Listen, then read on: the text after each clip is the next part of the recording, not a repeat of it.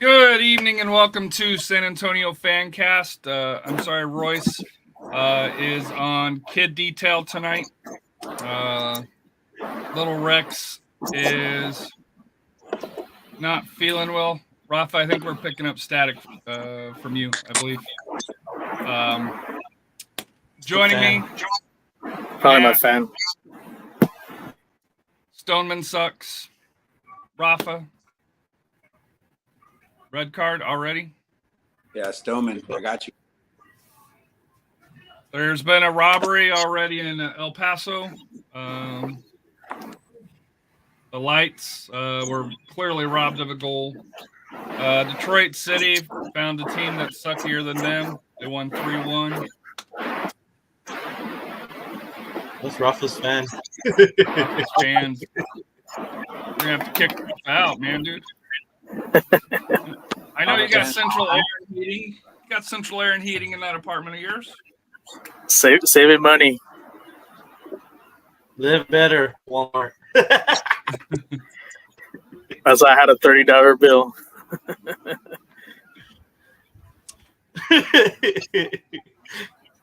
So here's the lineup from San Antonio: Jordan Farr, Bautista, Taintor, Manley. You'll see a big name missing, and that's Fabian Garcia, who's out with the lower body injury. Maloney, Juan Carlos, Abu, Hernandez, Zohir, Big Sam, and Tanio make up the starting lineup. So, how big of a miss is it without Garcia? I think it's a big miss because his height, leadership back there, organizing, but that doesn't mean Manley can't, step it up, and Tanner and Bautista. So we're still, like I said, those guys can step it up for our back three. Yeah, it's tough. His aggression is going to be missed. Good to have depth. Yeah. We have depth. That's what I think. His aggression is going to be missed. On the bench, Tulu, Hayes, Bailey, Nacho, JD, and PC, and of course led by Alan Marcina for that here. So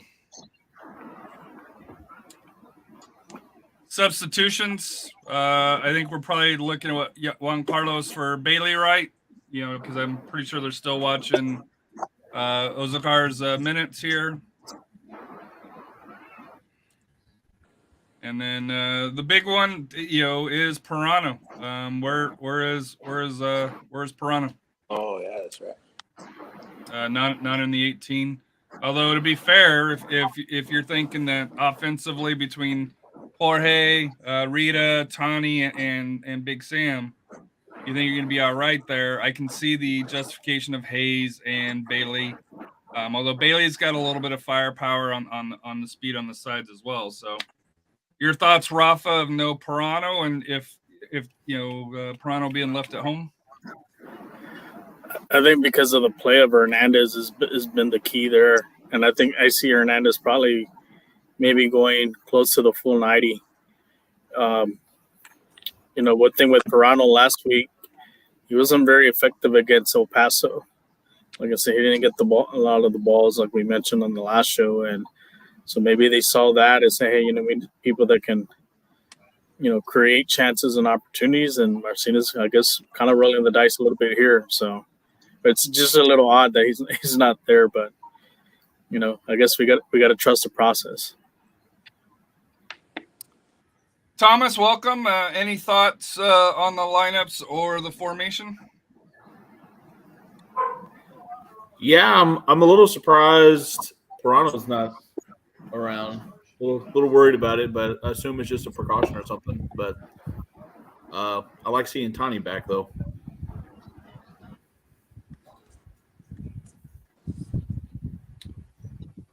Any thoughts, Stoneman? Well, I mean, Marcina has to pick somebody. There's only so many people who can be on the bench. Me, I trust Marcina. I mean, how can you not trust him? He has a pedigree. He does what he thinks best. And let's hope it translates. That's the bottom line. Let's hope it translates into a result, a positive result. Yeah. I don't want to. I'll tell you, I don't want to tie. I want to win. Yes. And if I know with the Pride Month, and this is what match 3 or 4 on the. It's not Pride Razor. What's the other one? Yes. What's the Pride? Pride Razor. Oh, it is Pride Razor. Mm-hmm. So, me doing $2.10 for each goal for all 3 supporters groups. My pocketbook wouldn't like a Charleston match, but I would definitely love to see a Charleston 7-0 whipping of San Diego. No, I pledged $3 a goal, so if they score 7, I'll happily pay it. I don't care. All day, every day. I'll pay double. I mean, look how much he bids for the jerseys. So tonight's show is going to be a little bit different. It's our first kind of real watch along, a live watch along, not a watch party, as I was corrected several times by Royce. So it'll be interesting, obviously, for keeping our channel safe from getting banned and not offending ESPN Plus or YouTube or anything along those lines. We cannot air the show the match. FOTMAP does have a good little match where it kind of tracks pretty similar, pretty close to it there. So if you can't watch, or if you are watching on YouTube, obviously we can't show the match live, but you can follow along with the stats, and it's pretty good keeping up with the action there. So should be interesting. Kickoff should be a couple minutes. Yep. So, and it's halftime in El Paso, where if you're Apes Notch, seriously loco, I want your life right now.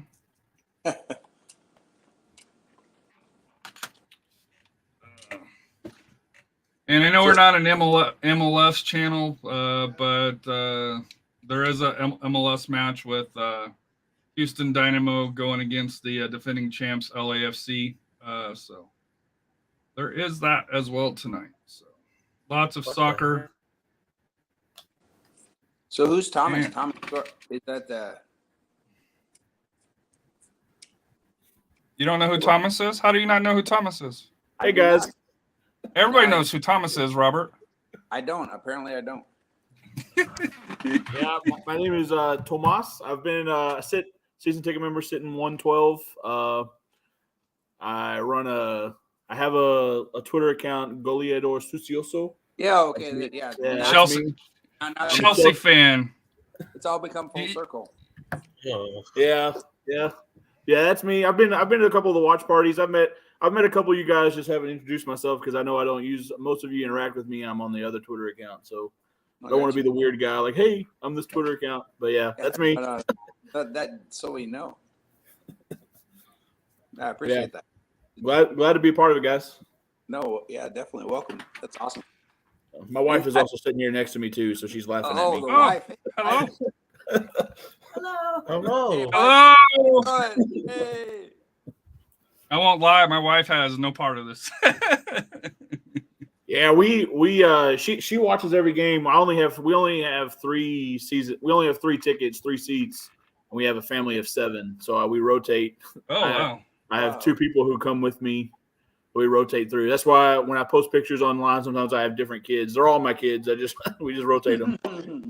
And sometimes when we're lucky, my wife gets to come with me on like a little date night. But that's awesome. It's been few and far between lately. You should get the Rest Bunker tickets. I'd like to come into the bunker a couple times, but I was told I couldn't come in without an actual specific ticket for the bunker. Nah, don't worry about it. That's a lie. just hit me up. Well, we might have to try that one day. Yeah, no, for sure. Yeah. So the way it is. It's yes, in a way they want to make sure like people are from like San Antonio or for the team, but at the same time, if you pull one of the leaders from one of the groups, we'll bring you in. They won't tell us no. Oh, okay. Well, that makes sense. Mhm. Appreciate that. It's more for safety protocol because of for what's the They word? don't want Capacity. eighth notch. They don't want eighth notch going in there. Oh, girl, I saw red. When I saw them, I saw red. I wanted to go after, bro, but I couldn't. I saw red. I was giving him this one, and I was like, Rafa's the one that got him the worst. yeah. No, with my Rafa's sign. the one that pissed him off.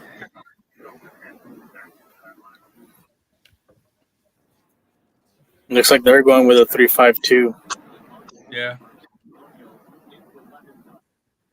Hey, at least they got our lineups right. That's an improvement. And everyone's name spelled right, kind of. Although Mahoney They have and, Maloney in the middle. And it's Brano 3 times. And Zeta should be in the middle, and but they got the formation right, so that's Yeah. a positive. Is that Shadow Wolf down there? He's quiet. Yes, he's been down there. I've been waiting for him to say something, but he's probably half Ross. asleep, dude. He's been up all Ross. night, drinking. You didn't introduce me, Harry, so it's not my fault.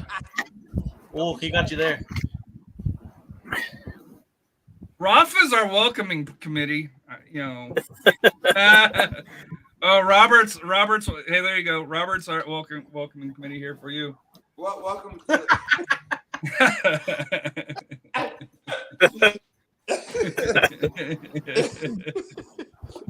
Good morning to San Antonio, guys. I mean, at the end of the day, I would say more El Paso than RGV. well, because RGV hasn't been relevant in 2-3 years. Oh, that's not Okay. true. They made the playoffs the last 2 I didn't years. say all that. Oh, that's cute. We did But face them relevant, in like, what challenge the. us, Yeah, that's the whole other thing. But yes. I hate it because I'm starting to be elitist after the last 2 years.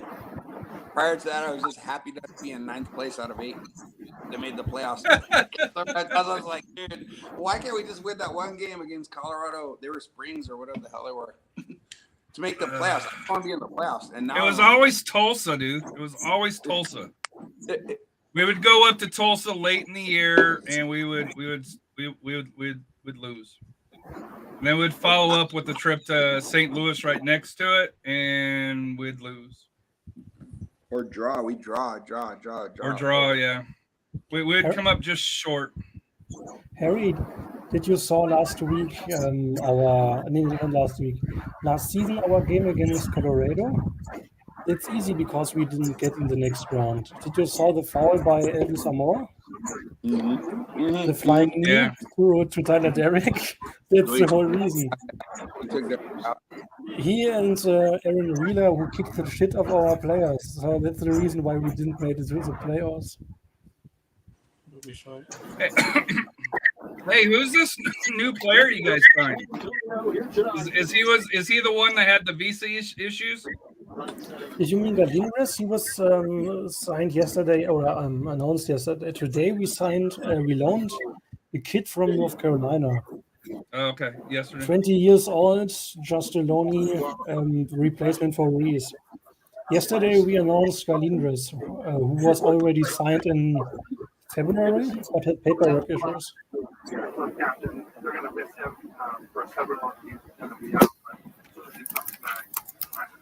Either way, I'm not repping RGV today. I'm having an NPSA jersey today. I have Fort Worth Vaqueros jersey.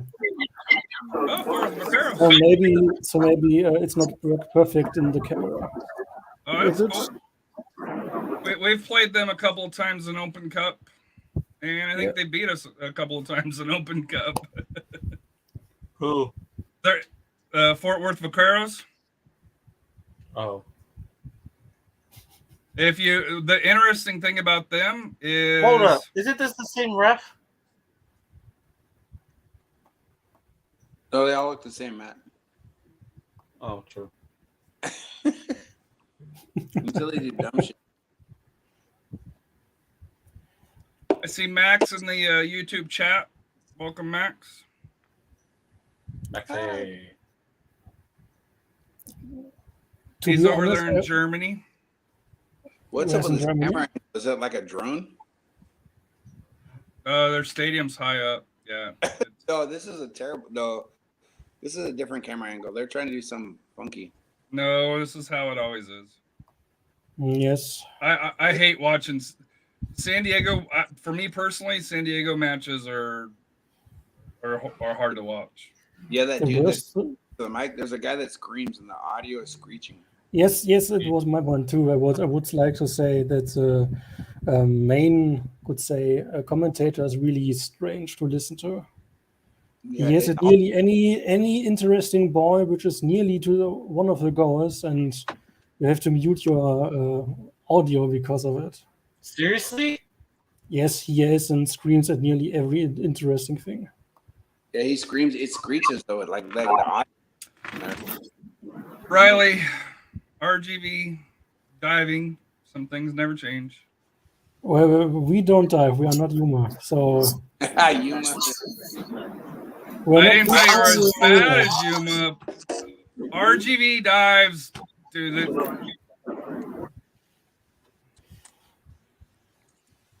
Pimentel doesn't dive because he can't get back up. That's a whole separate story. No, Pimentel. Oh, where's the foul? Where's the card? Yeah, where's the card? It's right here. Pimentel's just wrestling. He doesn't dive.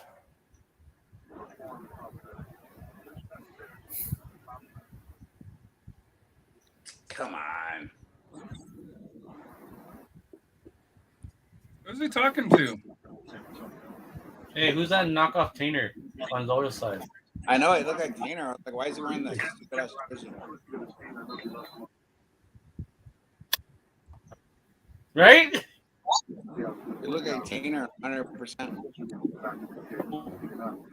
Oh, here it comes.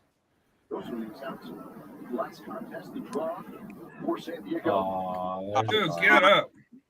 Get up. Hey, Matt, you got to keep your voice down, man, or your volume. Yeah, and your volume down. The what? You can't have the volume. Yeah, because you're ahead of us. Sorry, I didn't hear you. Oh, yeah. Is Royce missing today, or is he just down in the line? Yeah, Royce had daddy duty with strep throat, so.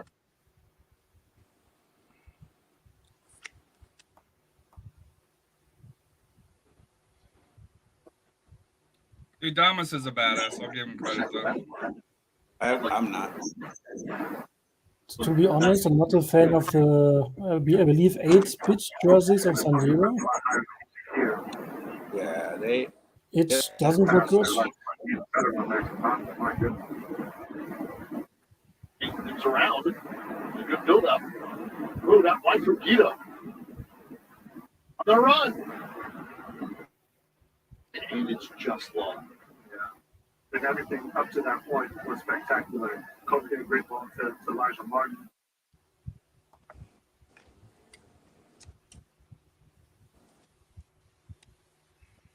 Probably should have hit it off. Yeah, that is a wannabe Tainer right there, huh?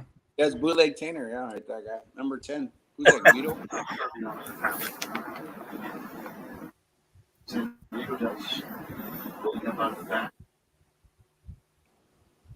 Oh, that's Guido.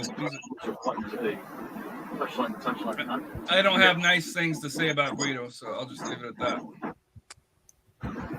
Don't worry, Harry, I don't have anything nice to say to you.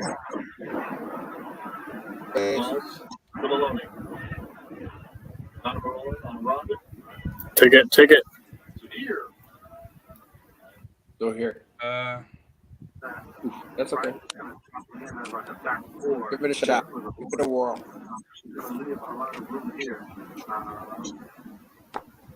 For Maloney to come in and try space. especially when he can't come up quick enough to put pressure on them. Harry, did Randy, you? like the lineup? Go ahead. I just wanted to say, Harry, did you see that Detroit had another win today? Who? Detroit? Detroit Yes. City, yeah, won 3-1. Should have been 4-1, but Maxey missed a penalty.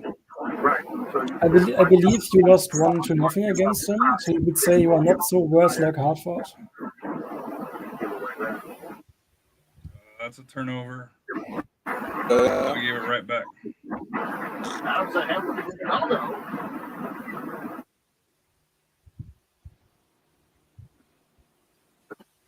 I can catch the pass there at the end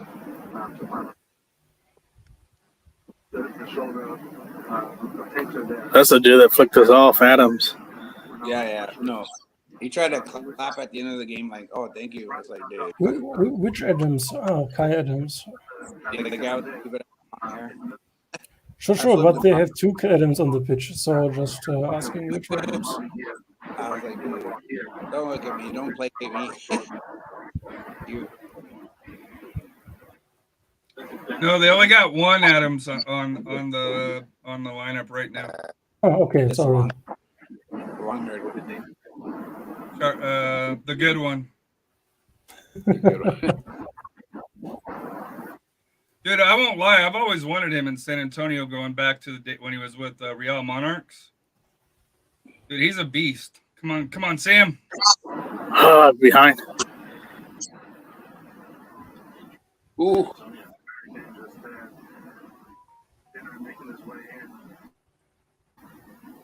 If you do have any questions, if you're watching on YouTube, Twitter, Facebook, please ask. And Rafa, Stoneman, Matt, Thomas, Shadow from Germany will be happy to answer. Looks like we have someone else wanting to come in. Who? Oh, I can't. Zane. Right, there we go. Oh shoot! There he is. He's in. Welcome, Zane. Hi, guys.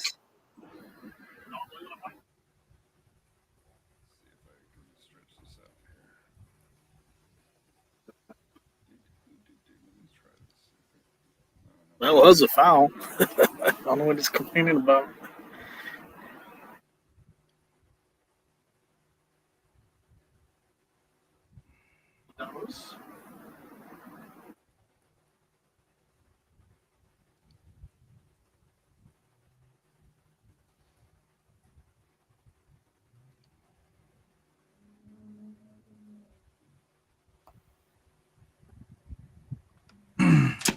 So far, been a pretty even match. Nobody's really had any clear opportunities. Unlike when it was in San Antonio, I think this time we're up at least one, right? I think two, because we're up in 5 minutes, 2-0 in 5 minutes. Didn't you had Close to it. three goals in 15 minutes? So Yeah. like 1/3 down, no goals so far.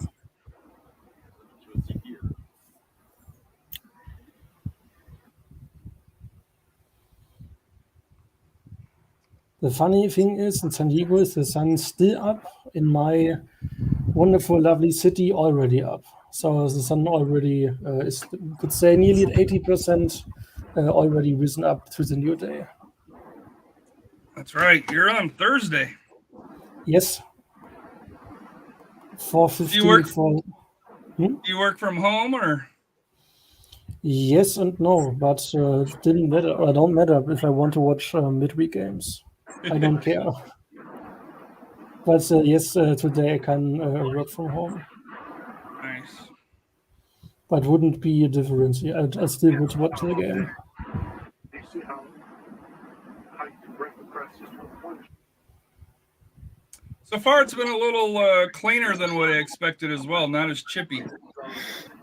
Better officiating at this point. It's not that hard, to be honest. At this point.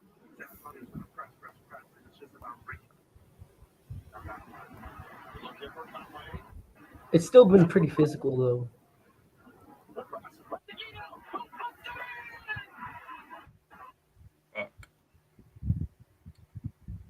Oh, Tainer from San Diego scores.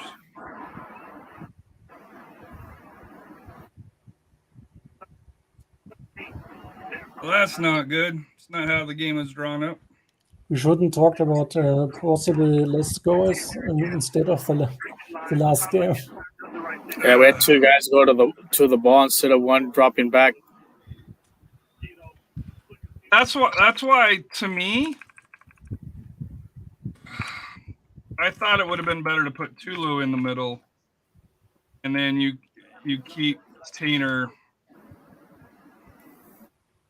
you know, because I can't remember the last time he played in the middle.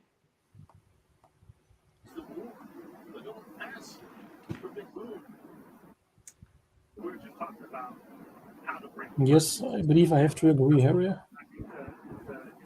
Randy, that's tough. Good play by San Diego. Yes, it is. Didn't play Guido for Phoenix, or did I mess him up? No, Guido.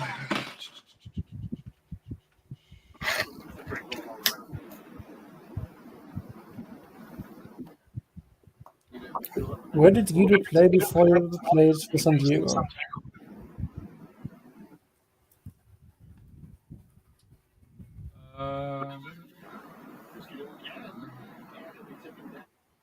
LAFC and then Club Tijuana.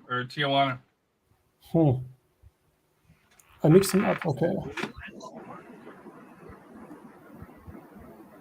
Yeah, he played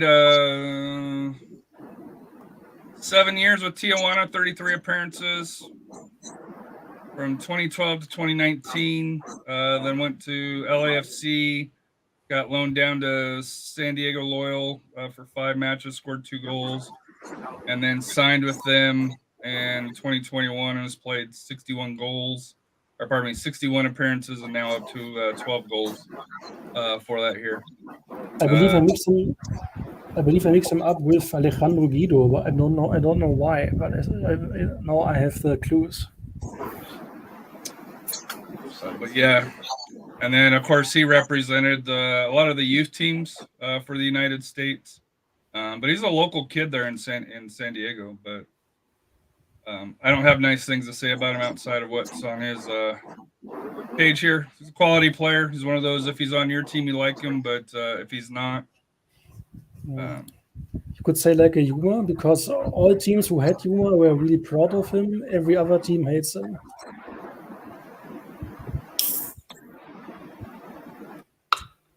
El Paso's still up 2-1, 53rd minute. So we got a corner kick here. To be honest, I didn't expect that Vegas could get anything from El Paso.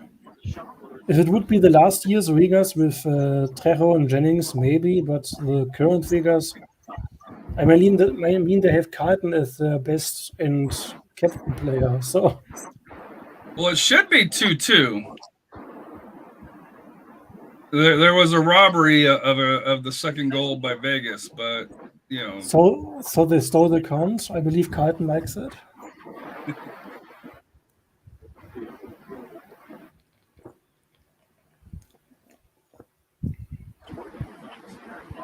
Excuse me. Harry, I have to say something nice about San Antonio and bad about RGV. Do you want to hear it? Sure, I'm always up for nice things about San Antonio. I mean, your current Rotunda kid is just, you would say, revamped kid of our away kid last season. And I believe your kid is really top-notch compared to this, because the white with the orange shoulder stripe just look bad. And red and black is really the better looking thing in the same Puma jersey. Definitely a foul.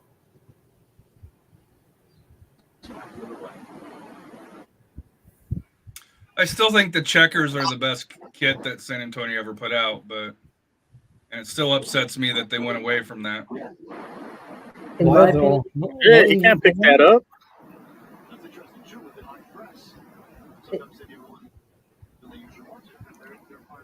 Harry, why did they drop the checkers symbols? Because San Antonio likes to get different uniforms. That's the only thing I can think of. They've never kept the same pattern. Oh, come on, one We're call. taking a lot of long shots. But one of the checkers more with the Nike, because you know how Croatia has them, because they're sponsored by Nike. To be honest, jersey I didn't like from San Antonio was the all black kit, because looking at the designer perspective, like black numbers and on black jersey isn't really a nice thing.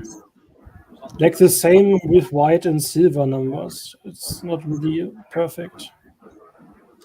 So I'm happy that San Antonio has a better looking numbers. Oh, dude, get up, dude. He didn't touch you.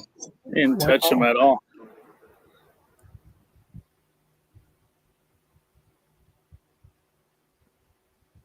Ain't no way. If he sends Tanny off again, He didn't touch him. Dude. I mean, we had two strange calls, or not calls, in the last two games. So I believe three's a charm. So let's wait for the strange call in this game.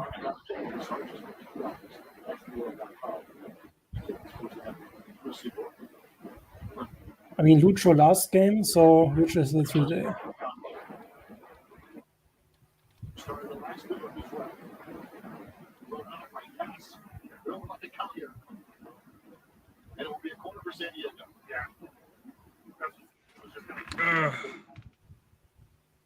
A boo.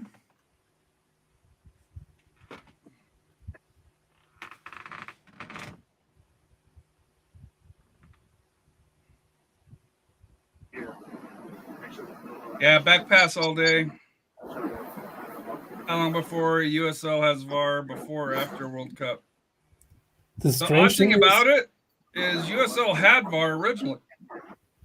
It was one of the leagues that tested it. That's the thing I just wanted to say, Harry, that the user started with that. There's still a video on YouTube, I believe, from 2016 or 17, called like the first use of VAR, and you see the whole thing. So then, why did USL get rid of it?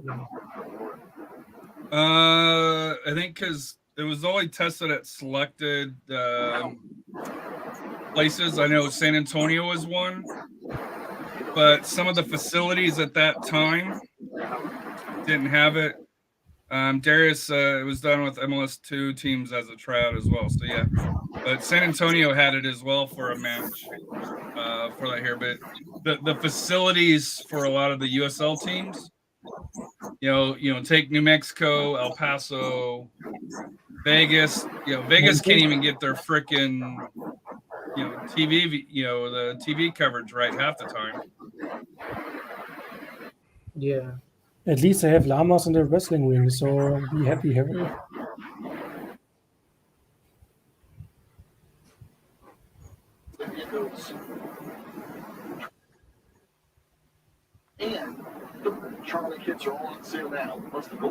They probably have to pay the rest then, no? Yeah. It would be an additional cost for the league, 100%.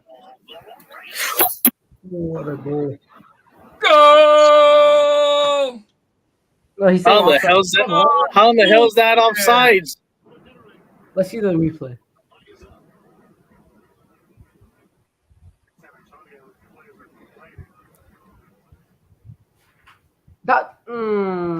That's hard to call.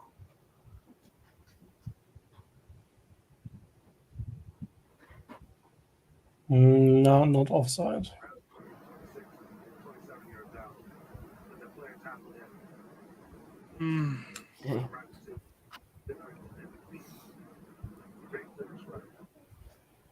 Maintaining some pretty good pressure, so that's good. Get up, wuss. Like 8 offside last week, now 1 offside already. Yeah. So We break the Well, 10 in a few minutes. That's 3 goals in 2 weeks that have been called out for offsides. It's not even the number; it's the goals that happen from them.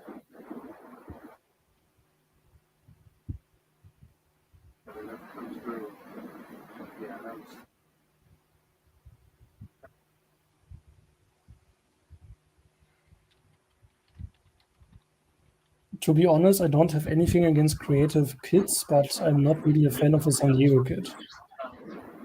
I mean, yes, it should look out a bit like washed out, but something is odd, in my opinion. If you look in the transition between jersey and trousers, Nice.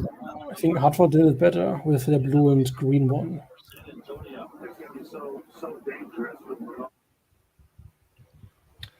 Max, how are you, buddy?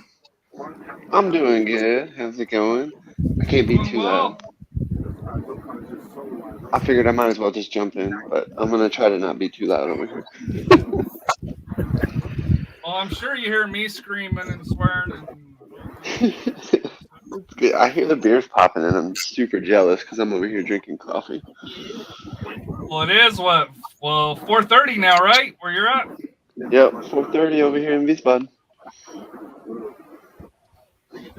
Hey, and your team that you follow locally over there went up to which level in the German pyramid?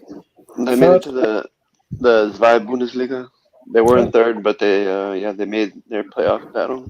So that was really cool to watch. Another German here, or am I the only one? No, American and German. Nee. He's stationed over there. That was unlucky. But at least I'm not the only one watching in Germany right now. Hey, supposedly, Max, your package was supposed to be delivered today, but obviously it's still in transit because I'm assuming it's going to take a little bit of time for you to receive your package. I really appreciate that, man. Like I said, every time it ends up coming, I'm always in a hard spot, and it always makes me feel so much better. Well, there'll be some surprises in there, hopefully, for you.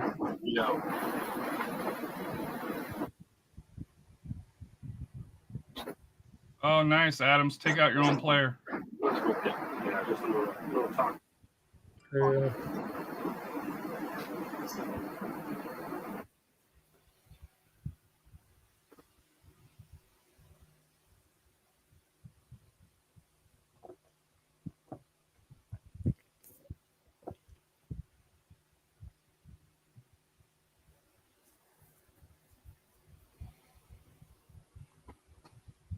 Other offsides. Damn it.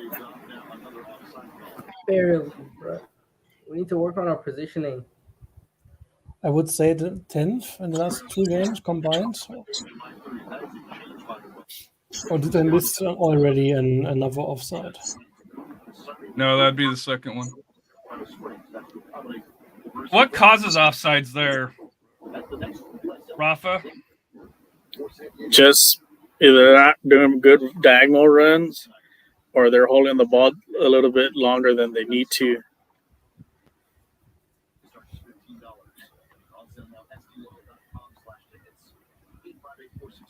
I think that's something we need to improve on is we need to get the touch. He's got another offsides, which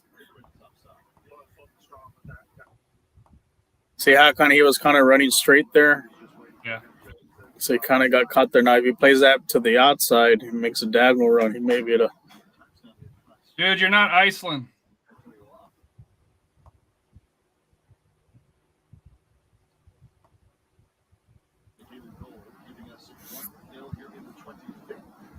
To be honest, I'm still not a fan of the offside rule. I mean, I understand it for years, but I'm still not a fan.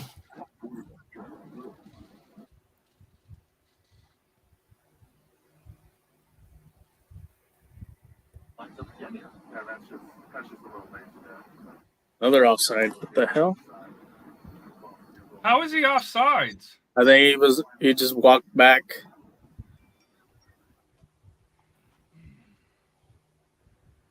That's got to be coaching, though, right? Did they sub off Collier?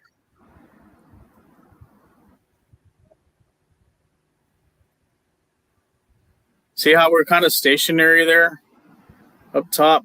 We're just kind of waiting. And that's allowing San Diego to kind of pull a little of the offside, that little trap there. No, Collier's still in there. We need to play the ball a lot faster.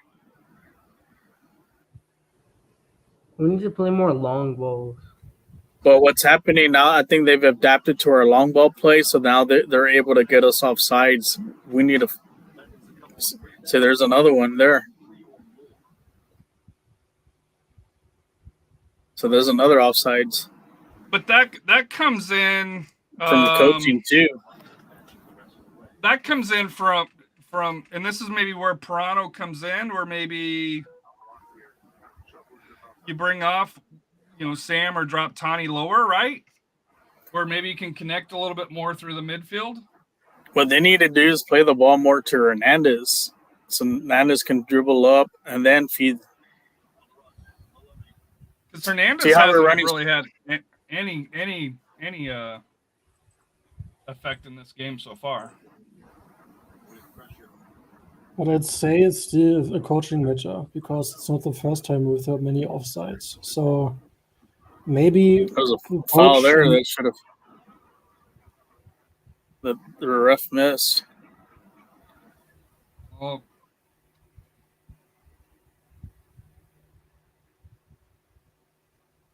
we're not putting enough pressure on them, I feel.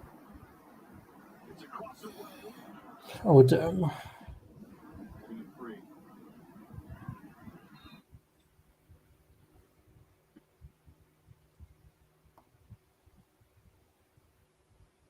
Hernandez has only got 8 touches right now.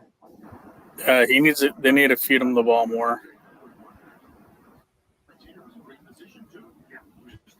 Abu's got 15. Rita's got 16. Juan Carlos has got 13. Maloney's 15 as well. So, yeah, out of the midfield. And that was the problem with Pirano playing in that spot. He just wasn't getting any touches.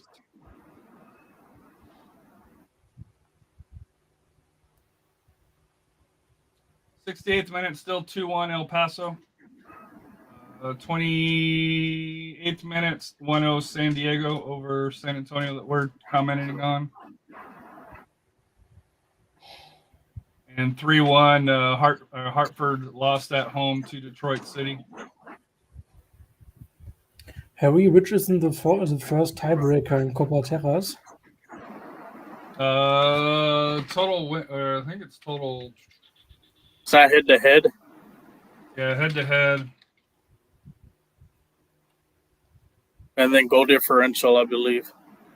And then cards, yeah. Oh. Well, that's for the Shield. So, yeah, greater number of points earned. So, between the matches, goal difference, and then greater number of scored. So, most points, 3 through there, and then goal difference in matches between the teams concerned. So. Okay, we have a run. Gotta settle that. Sam. Come on.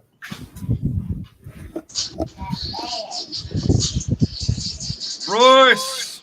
What's up, y'all? Well, not yet. Oh, I guess. Am I in? Yeah, you're in. Oh, okay. It says I'm backstage. In with a big old commercial there. Sure. What's up, Necios? All V-Gate. Nice defense by Tanner there. There you go. He's got the music in the background. That would be my kid. He's taking a bath right now, and he's jamming out right now. So, whatever makes him feel better. Yeah, I just don't want to get caught for copyright. That's fair enough. I'll turn myself down.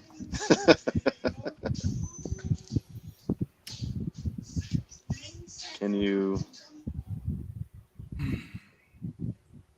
I'll mute myself periodically. All right.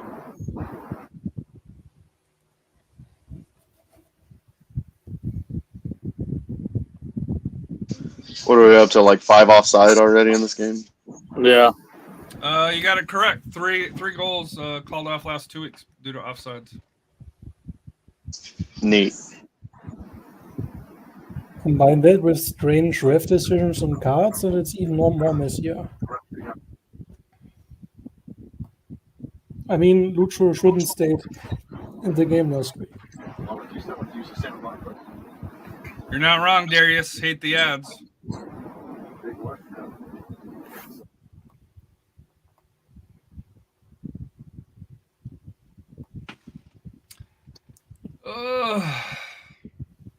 Does anyone know what the current pro ref could say contract is? I believe last season it was like ended, but they still assign Offsides again to SDvSA games. So how long is the USL and pro ref contract still up? I don't know. Yeah, the last thing we heard in the offseason is that they weren't going forward, and then just magically, without any press release, they're obviously back together. So we have nobody has any idea except for, I would assume, the league and pro refs. They have to go with the pro refs though. As much as we complain, there's better than the alternative. What's the alternative? You?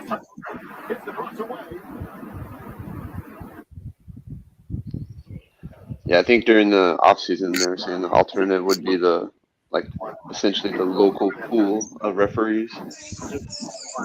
I would volunteer as a linesman, and I would not know what offside is. My flag would just stay down the whole time, so I do a great job. Good evening, Royce, by the way. Or in my case, good morning. Yeah. Morgan.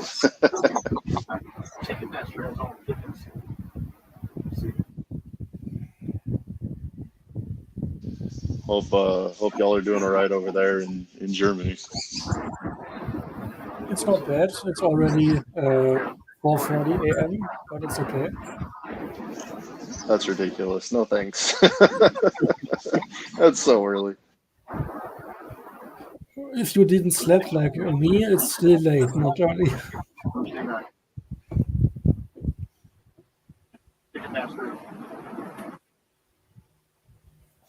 Sleep is overrated if you can't watch San Diego versus San Antonio.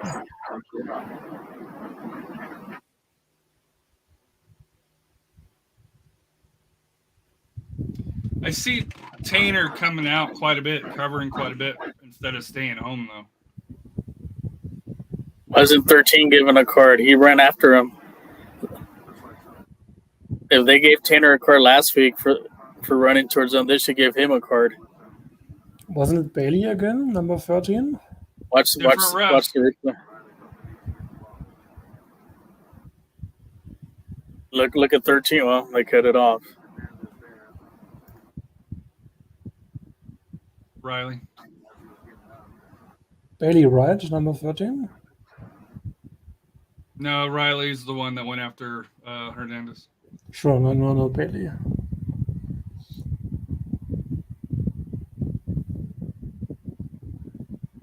What's the weather like over in Germany there, Max? Right now it's beautiful. We're officially in summer. At least in my state in Hessen, it's nice and dry. Hasn't rained in almost 2 weeks now.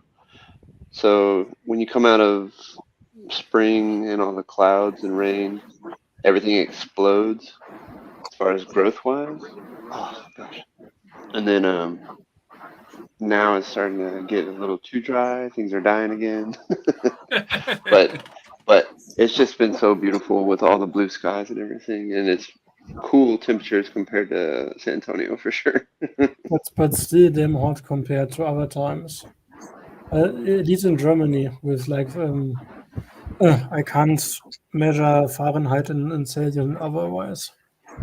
But can you, Max? I believe we have often 30 to 35 Celsius, which is in Fahrenheit. I believe 95 or something. 32. Yeah, That's like in the 80s. That's like upper 80s, almost 90.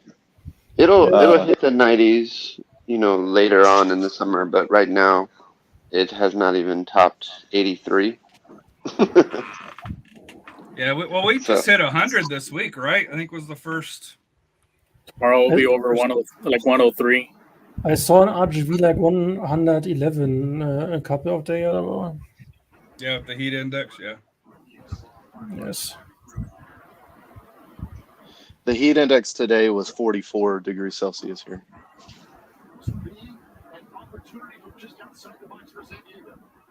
No, thank you.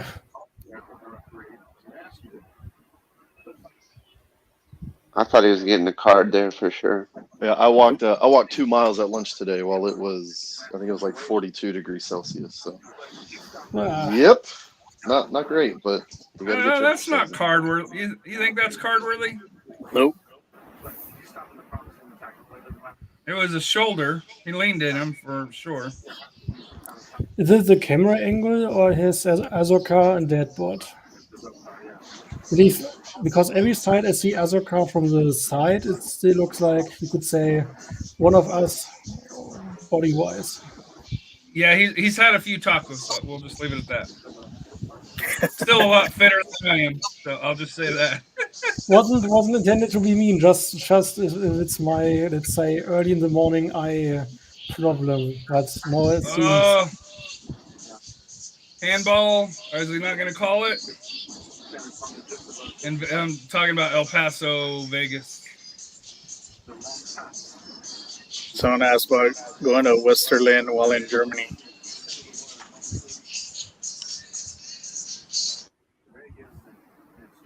No, it wasn't a handball. Off the shoulder.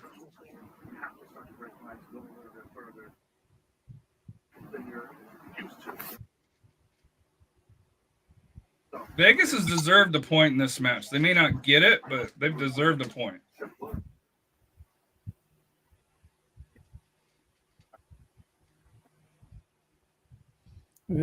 Of course, you would say it's not that hard, but if I remember our game against them, Vegas didn't play bad against RGB. No, they played San Antonio tight as well in the back-to-back matches. I mean, it was the first game of the season, so a complete new roster, complete new coach, and they still put a decent game. So I was a bit surprised, to be honest.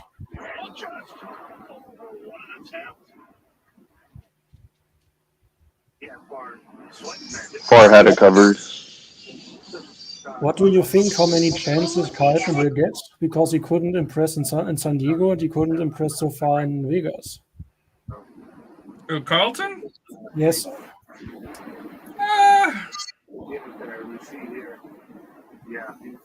I think the politics of him keeps him from getting long-term contracts.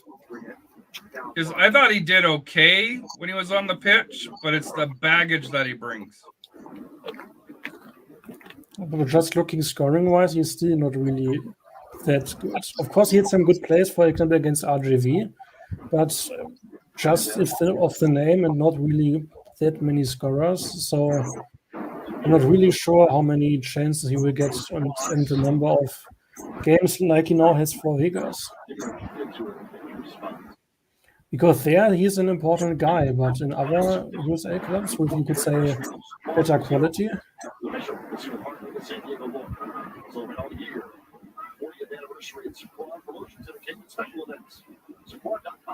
Dude, why aren't we playing? We keep stopping. Hernandez, you need to control that.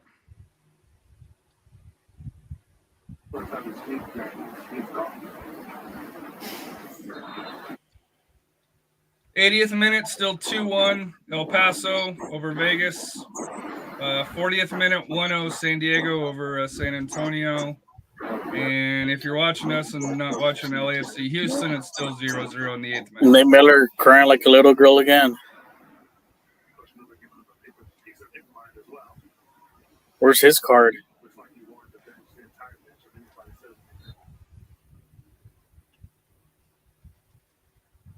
Dude, why is he in a jacket? San Diego, dude. What's the temperature over there right now? Damn! All he had to do is first touch that and then shoot. Tanny, what are we Yeah. doing? All he had to do was he should have taken a touch first and then take the shot. To be honest, I think it's still strange that Nate Miller didn't get a call or at least an investigation about his issues. Because That's what I'm saying, Darius. Like, we're still, who knows what happened on the last match. I believe last week my co-host and I had a German USL podcast recording about your your first game against San Diego, and she was totally on not my side of the spitting thing. She said you can't really, could say, show that on paper on video, so it's really hard to prove it. So why bother? And I was like, no, you can't make some statements about spitting against your players if you can't really prove them. So it was a really heated discussion in our terms because she was really defending Miller and I was on your side in the discussion.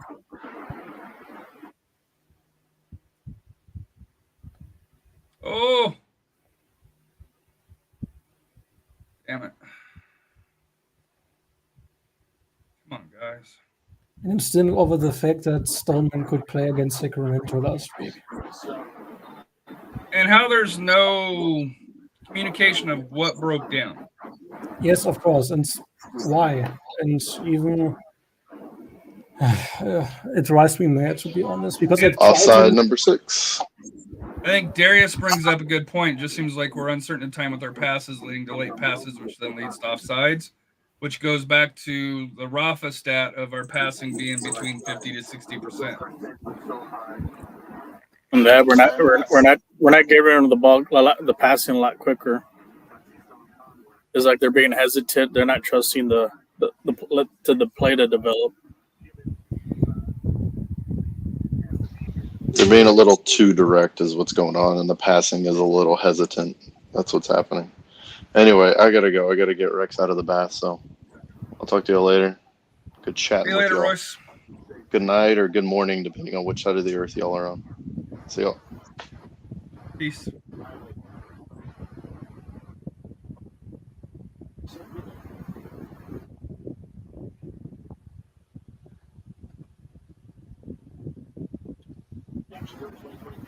Come on, San Antonio.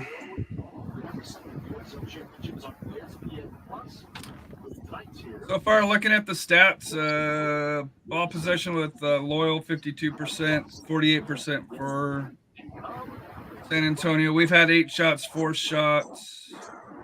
Nobody's had any big chances.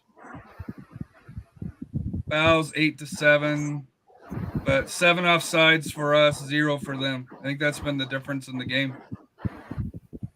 So 15 offsides in the last 2 games, if I'm not wrong. 8 against El Paso, 7 today. In 3 halves. Damn. Because we haven't even reached the second half of this match. Yes.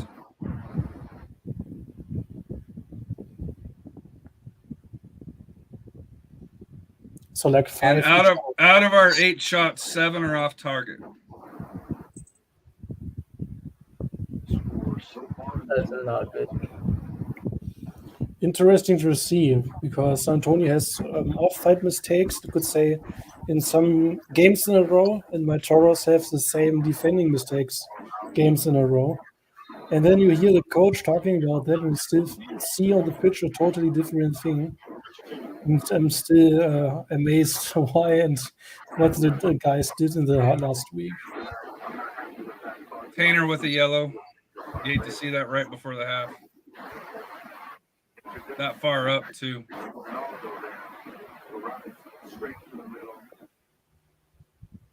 Deserved yellow, though, I think. I agree.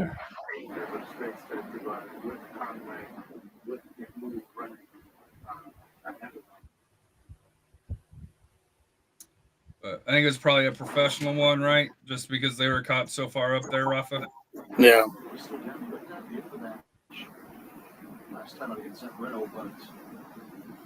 Tillman, you need to change your name, man.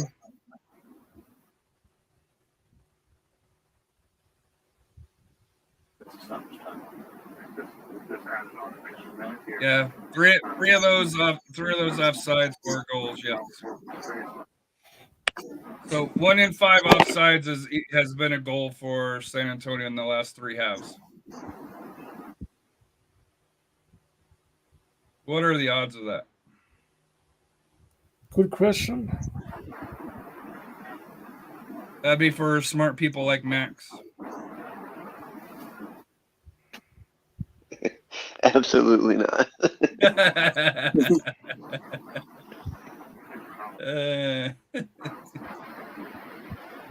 Shouldn't he come off the pitch? Not on a foul and a card. Remember, he got the yellow. No, the trainers went in. Yeah, but I thought on a card you're able to stay in, or no?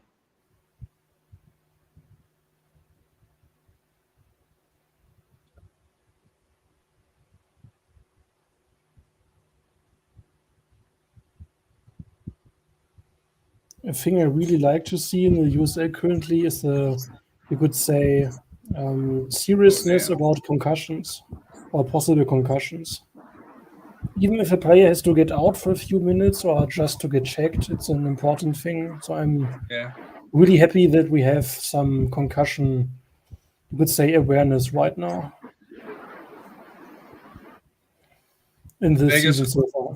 Vegas goalie just saved a goal with a ball to the face. Ouch. As a former hobby goalie, I'm feeling with him. +2 for the half, which is about ready to end. Surprised not already here.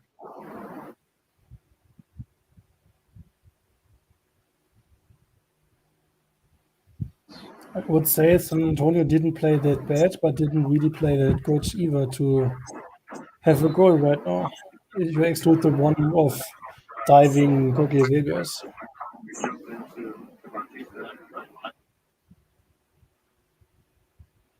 Elliot Collier.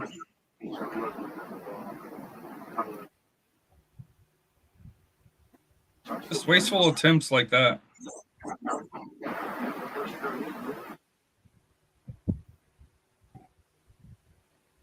Did Collier want to be half, or did he had to leave? Who? Collier last season or after the last season? His contract was up. He signed as a free with San Diego. Okay.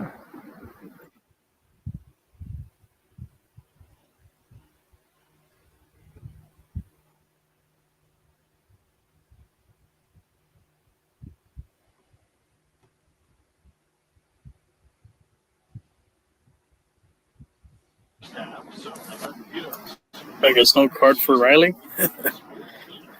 Was my thought too. He already had to have at least 1 in the first half. Maybe even 2.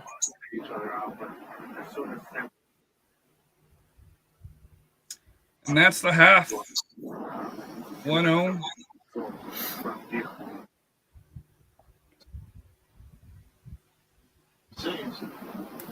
San Diego has the advantage. We go to half.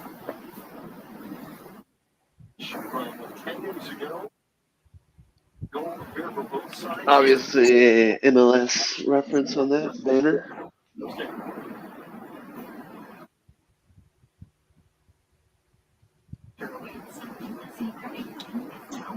90th minute, still 2-1 El Paso.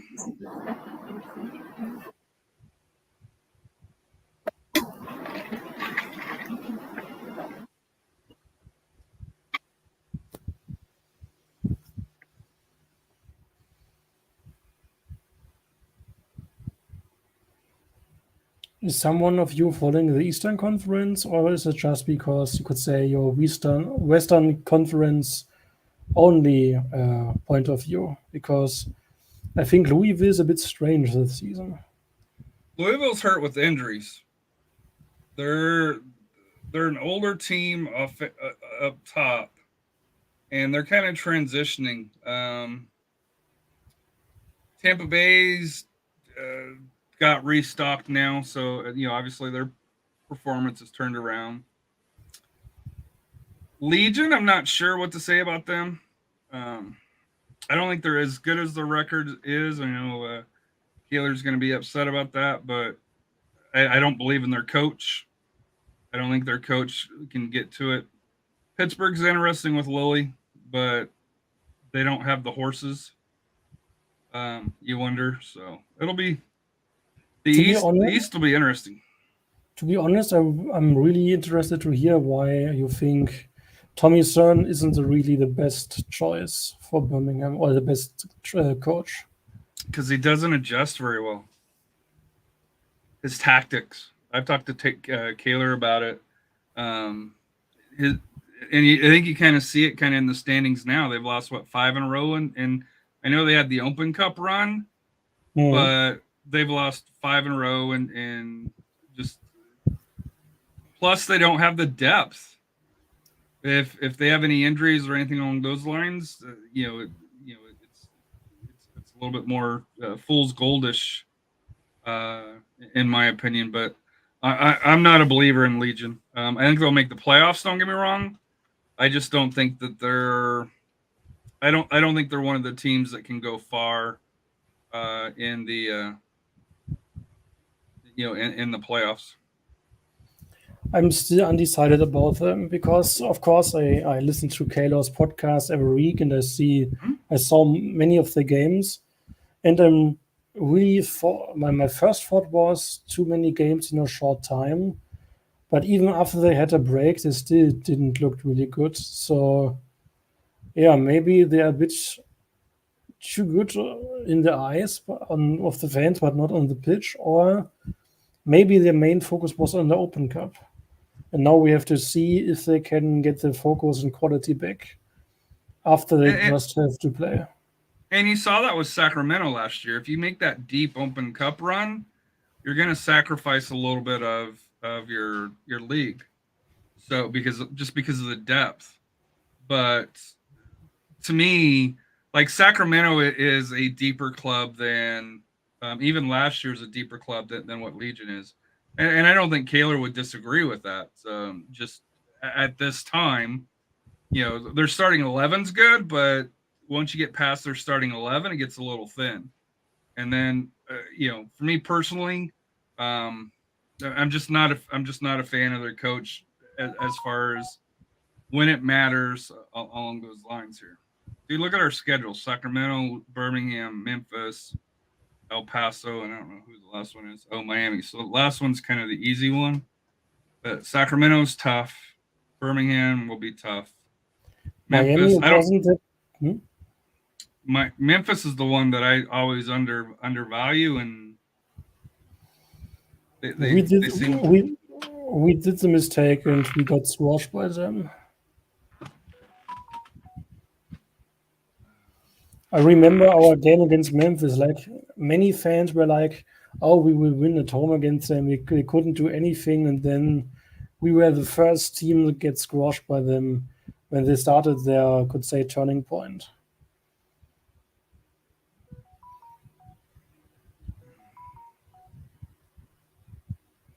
I mean, of course, beating RGV isn't that hard, but still, they weren't really good at the time when they played against us.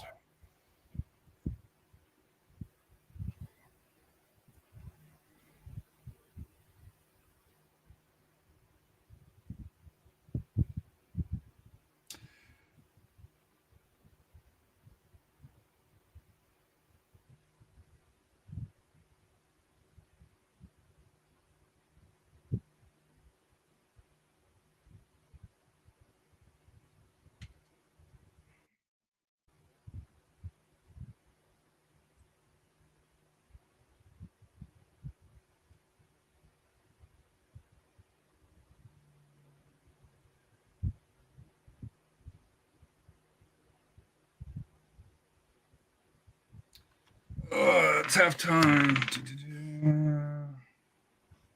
El Paso's draining out the game. +5. It's already at 95. Shot that should kill the game right there.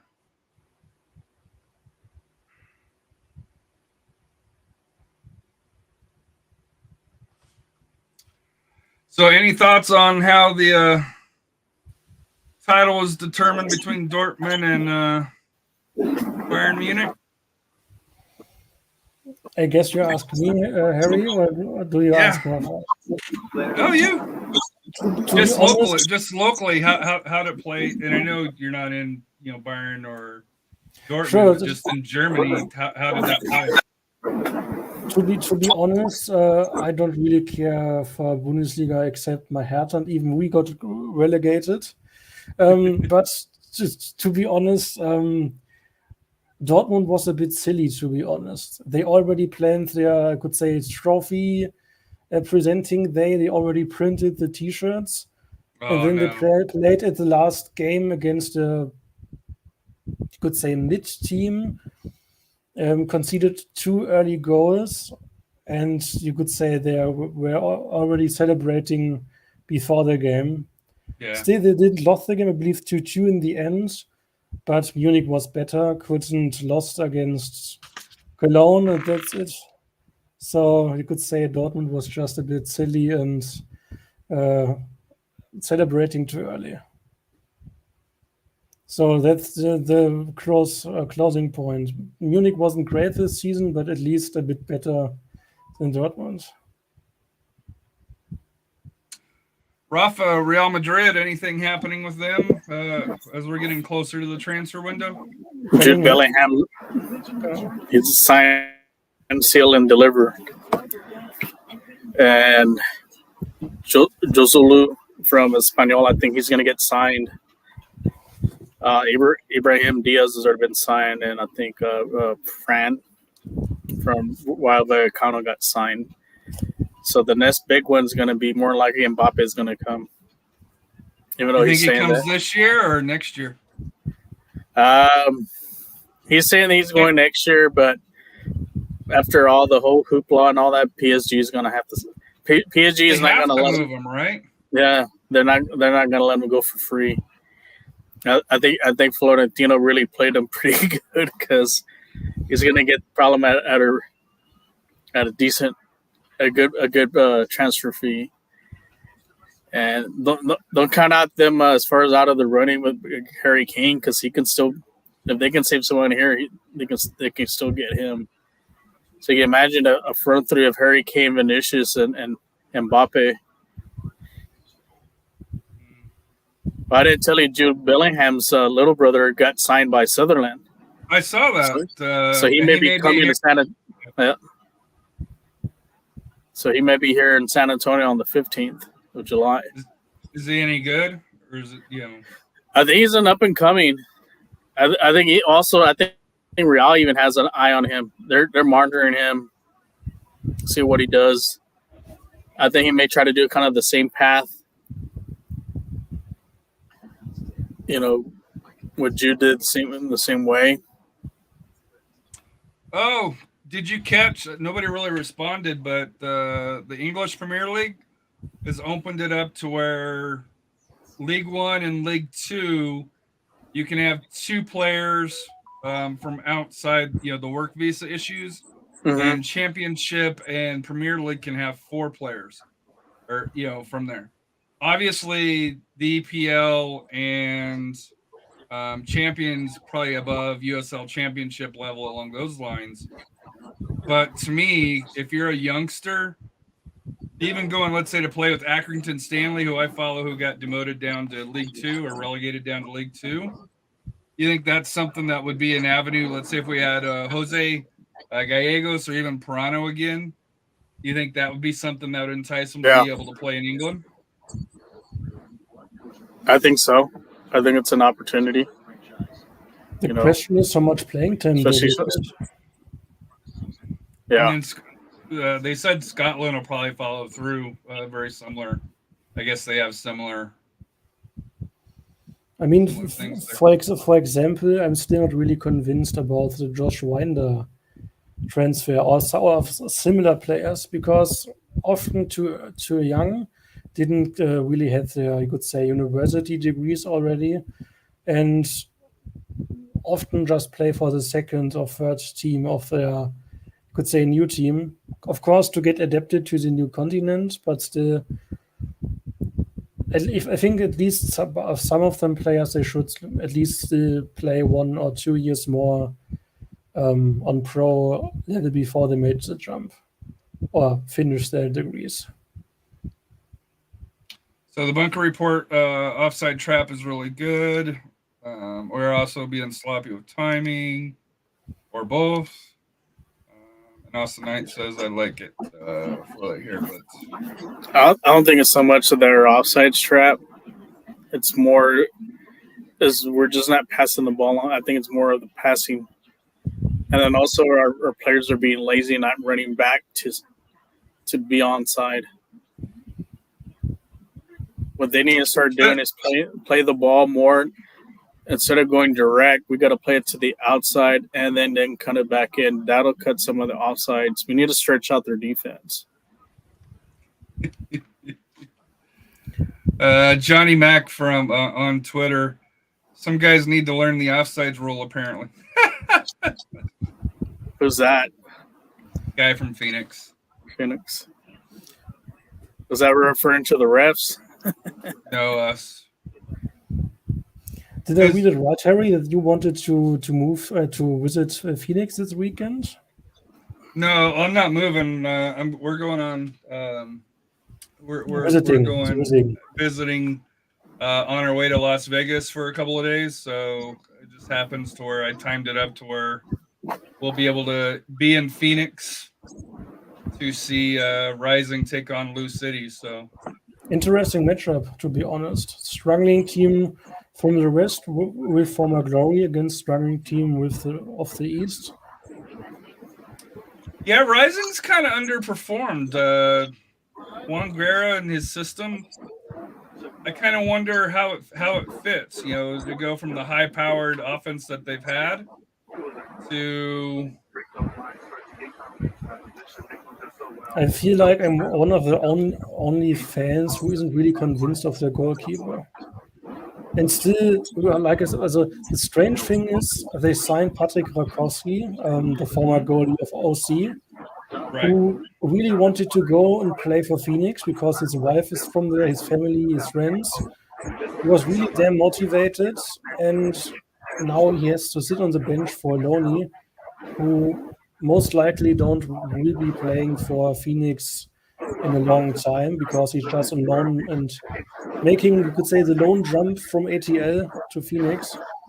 And to be honest, yes, he had some saves, but in the end, I'm not really convinced about their number one goalie. And I really would love to see Rakowski playing at least some of the games. Just my opinion as someone who watched many games of Rakowski in the last couple of seasons. Yeah. Of course, OC was underperforming too, but I wouldn't say that he was the reason that they didn't play that good. Surprising enough, 48%, 40% of possession. By the way, yeah. Harry, I'm still a bit surprised that you didn't mock my Fort Worth jersey right now, because I really wanted to wear that today, and I thought, Harry will mock me, and no, he was just happy to see that I'm wearing something Texan. Well, you told me earlier that you were wearing an NPSL Texas one, and to me, it's either Laredo Heat or Fort Worth Vaqueros. Well, I guess Denton Diablos would be the other one, but outside of that, there aren't really a lot of those kits out. Sure. Doesn't Lubbock have a team? Yes, it's NPSL. I'm not sure. Or UPS, I believe UPSL or NPSL, Lubbock Matadors. The Lubbock. I know Lubbock has a team. Didn't they rebrand this year? No, that's what Brothers Rally Cavalry rebranded. to Toucan City or something. Lubbock Matadors is still the same thing. Brothers Rally had a rebrand. Yeah. With Toucan, I believe Toucan City or something. Strange crest, really colorful, interesting bird, but a bit strange compared to the last one. The team in West Texas.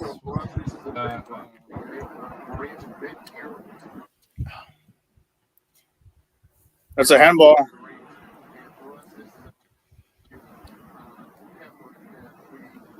Are we already in the second half? Yeah. Looks like we got a PK. Oh, Harry, we are already in the second half. Penalty kick. Looks like And we got a penalty Stoneman. kick.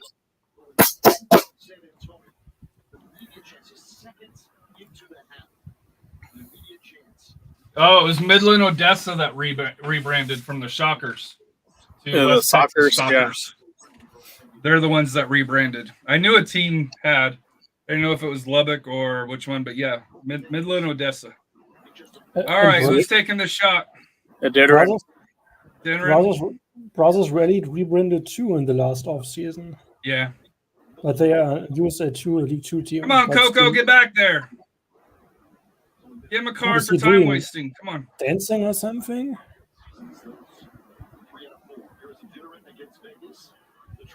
Let's go, Big Sam.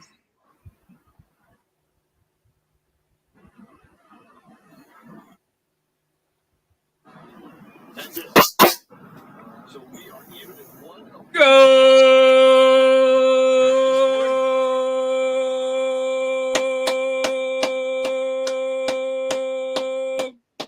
Is that all right there, Rafa?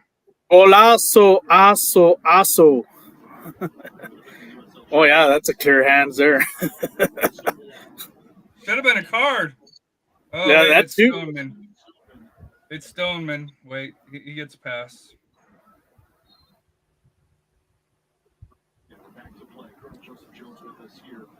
What was that, AJ? I don't know. Houston Dynamo was up 1-0 over LAFC after destroying them 4-0 in Houston. The return match on a Wednesday, they're up 1-0 as well. So, hey, Stoneman, welcome. Stoneman left. Darius with "Let's go." Needed Royson on that call there. He's got the one that can go long. Foul there. Gotta be give him a card. That's Damas keeps doing it. Batista's too nice.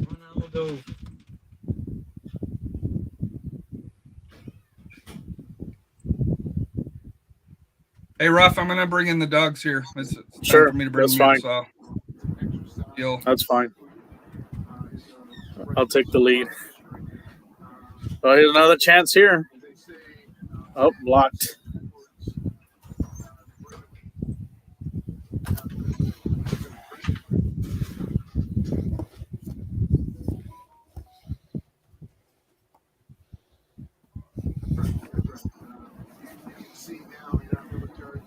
Especially relative to my 30 years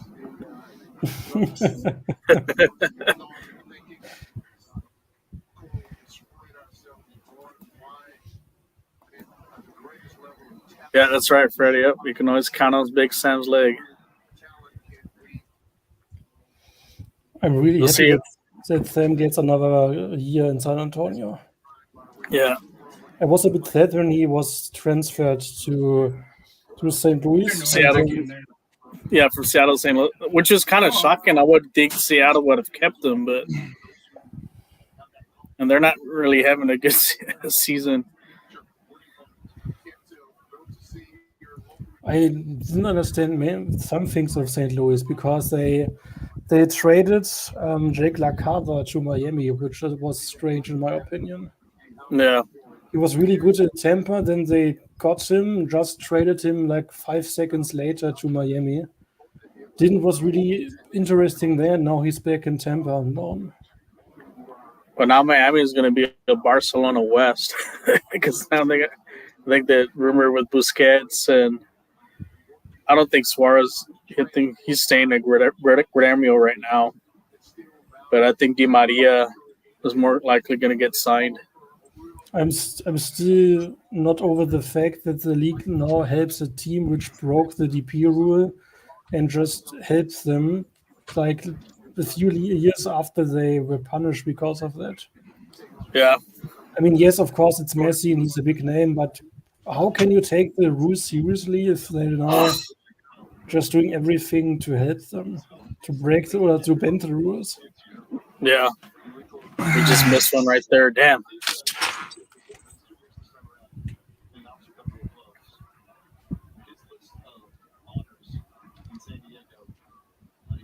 Did we lose Robot already, or is he just below the line?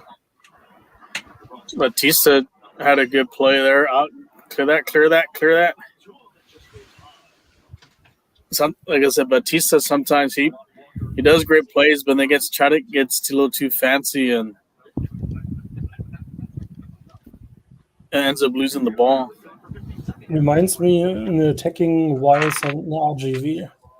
Like we have Rima, the son of our coach, who's doing this in an offensive style. He likes to dribble, he likes to make the good run, but Wilmer Jr. Yeah, and often forgets to make the right pass or the right shot because he wants to make it with a bow tie, and it drives me mad some days. Another offsides, number 8. So 16 in the last 2 games combined. It's like Tani's not running back in time, or he's just not watching where he's at. You know, he needs to kind of hustle back.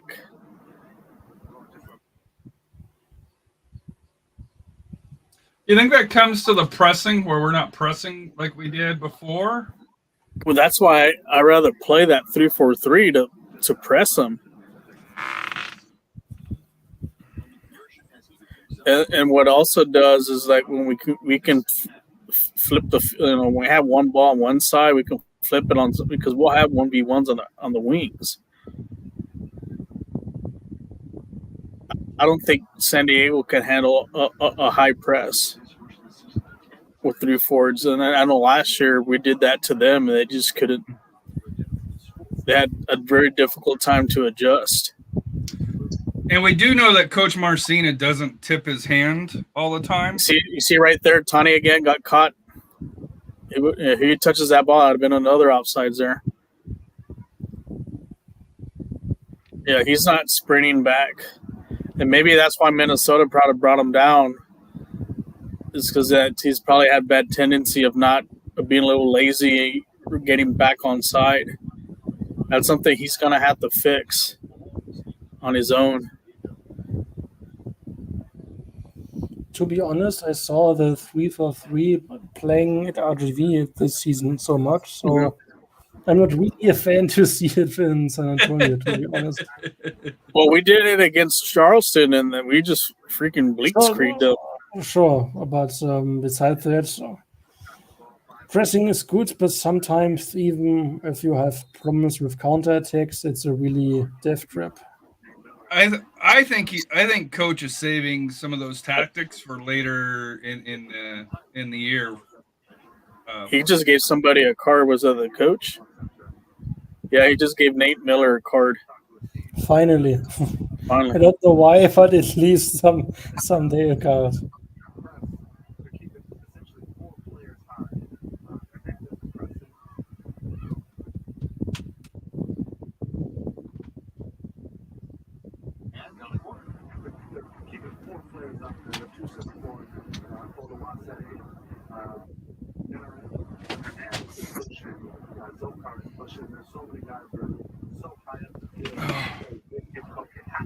Thomas, how you feeling, man?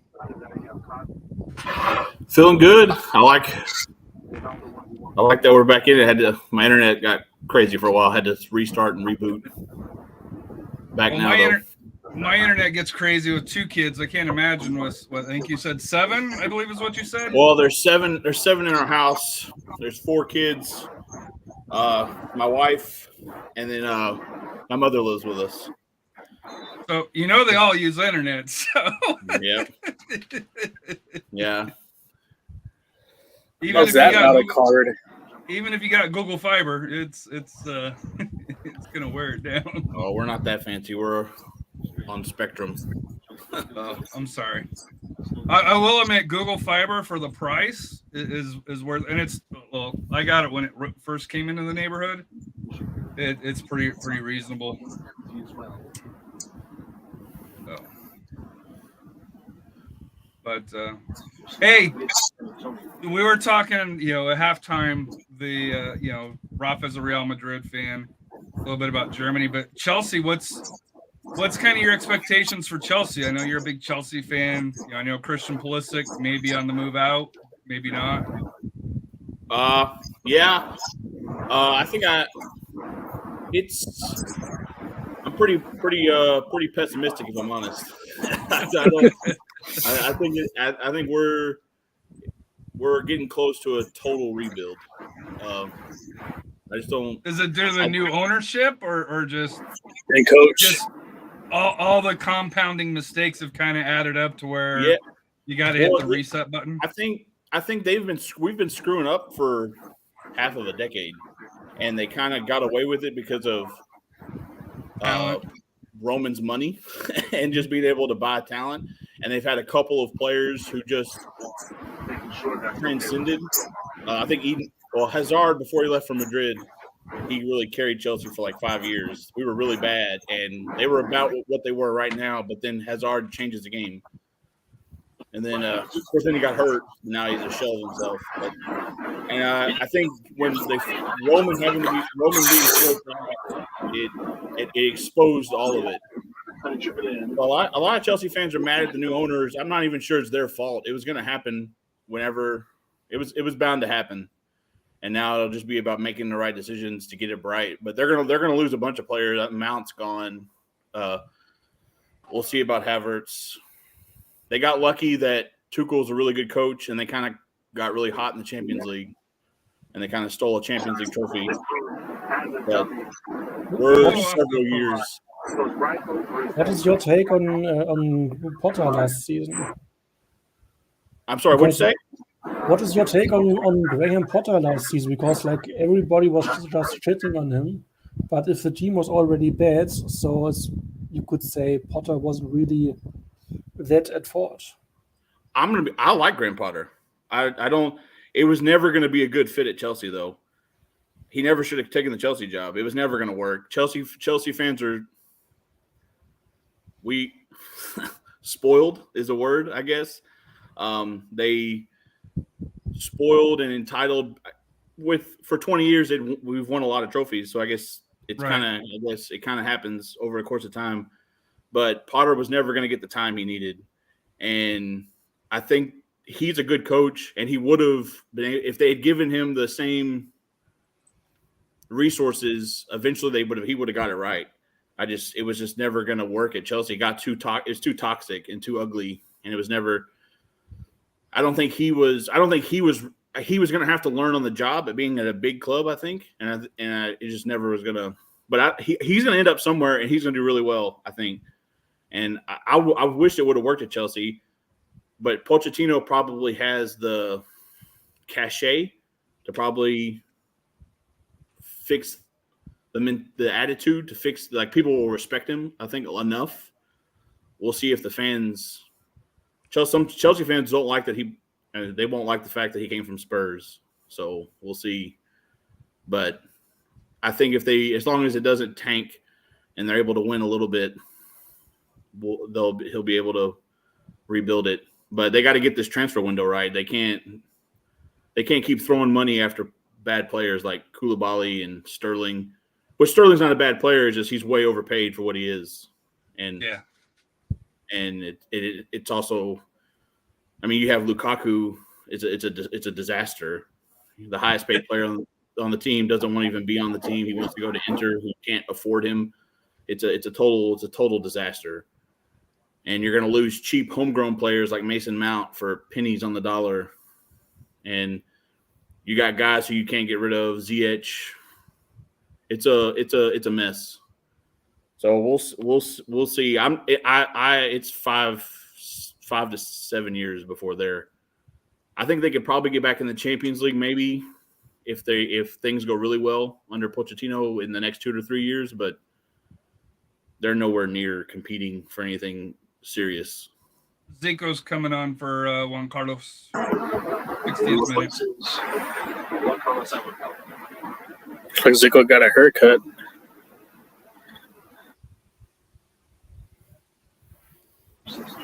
And welcome, Ben. I think you're on. Maybe not. You know, he came in and out. Uh-oh. Oh.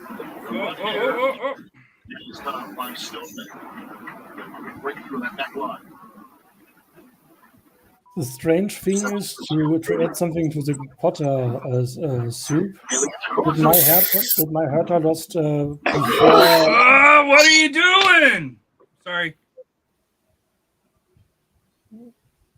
He's got to blast that with the right foot, not with the left. Yikes. No card there? Dude, that's what, the third or fourth foul on Conway, and he keeps getting away with it?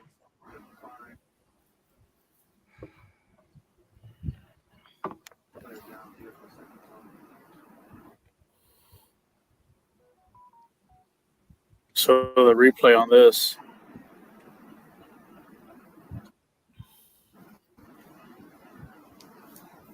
I just wanted to say that Graham Potter formerly coached a Swedish club called Östersunds FK, and they could beat my Hertha Berlin, which was really embarrassing for my German club.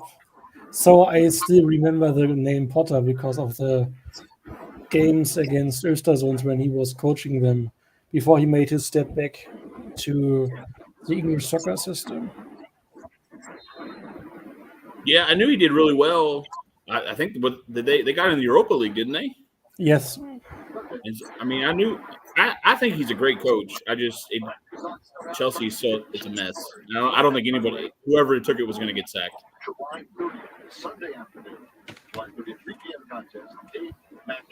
Goal Dynamo up 2-0 on LAFC right at the end of the half, unless they call it offsides. Oh, flags up. Never mind. At least 1-0 against AA. Why not? Get rid of that ball quick.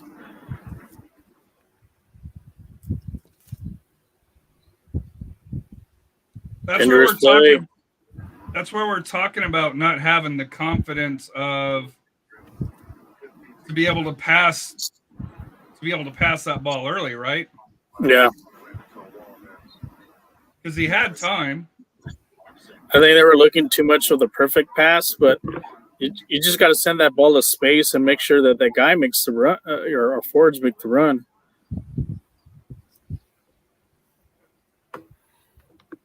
I thought Maloney was going to blast that one.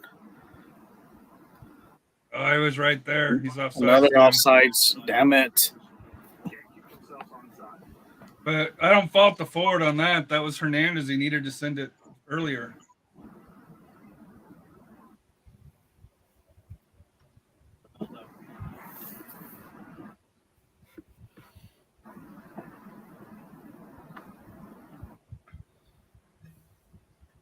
We're starting to win a lot of the 50-50 balls now.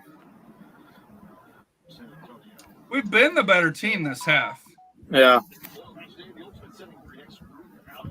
Although if you look at the game flow on SofaScore, they favor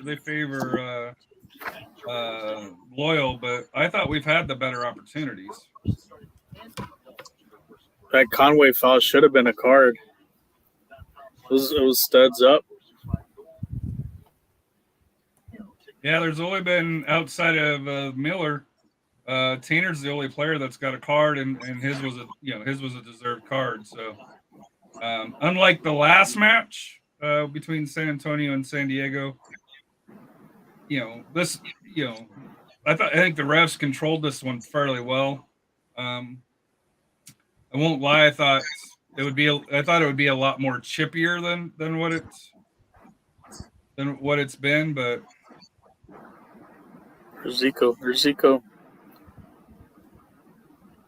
You could say the players are behaving a bit better than last game or last San Diego. yeah. But I think Rafa made a point. The referee. There's another foul. There's a card. Come on. There, he's got his hand in the pocket. That's already like 4 fouls from him. They should have gone a card. Damn, Opie should have gone a card earlier. That was the problem with him at RGV. Is he kept getting a lot of, especially against San Antonio. You know, ooh, that was kind of dangerous, actually. Well deserved. It's strange, to be honest, because some players are really getting like 5-6 fouls before they get a yellow card, and other players, like Pimentel for RGV, just need to touch someone to get at least a penalty or a red card or something. Oh, come on. Pimentel deserves half of the cards that he gets. Let's be honest. At least a half, but not like every single touch he makes is already a red or a PK or something. I mean, he played like 6 games this season, hit like 2 three reds, cards, right? 2 reds and 3 PKs. Woo! Oh!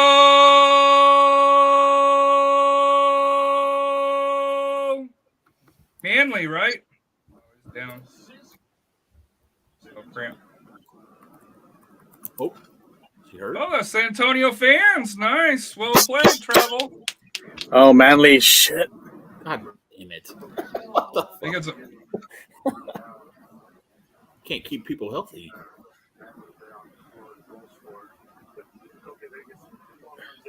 But it was nicely Well, Manly scored the goal. I think he kind of hit it wrong. Watch him land. He lands kind of funny. Yeah. On his tailbone. Yeah, it looked like he landed on his tailbone, or he probably pulled a cramp while he was up in the air.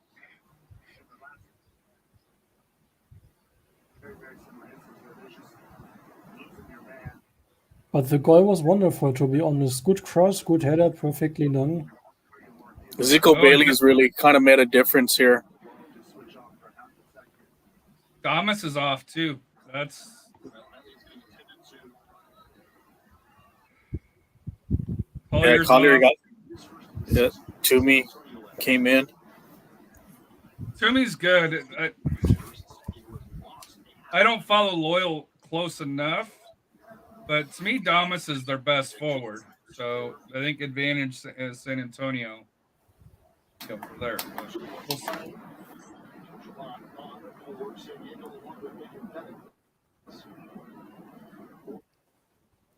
Stoneman, how are you? Welcome back.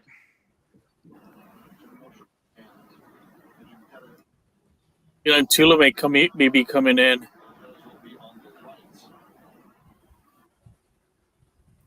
is adding a couple of minutes of stoppage time for sure. Yeah.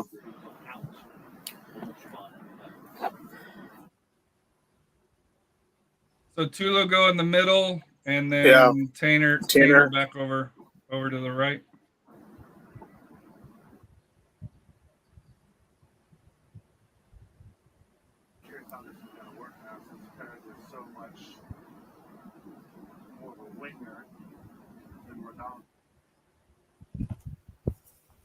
So Tula and Dylan are coming in. Dylan for Probably Tawny. No, it looks like a Ditteren. Yep.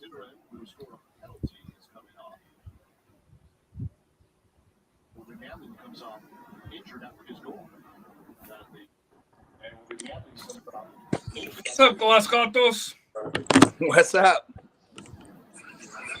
I couldn't hear y'all.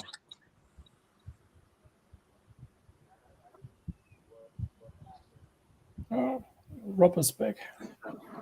So it looks like they have Tulu playing on the right. Yeah, and I need Tulu to come in and fucking stomp Stoneman. No, dude. I do.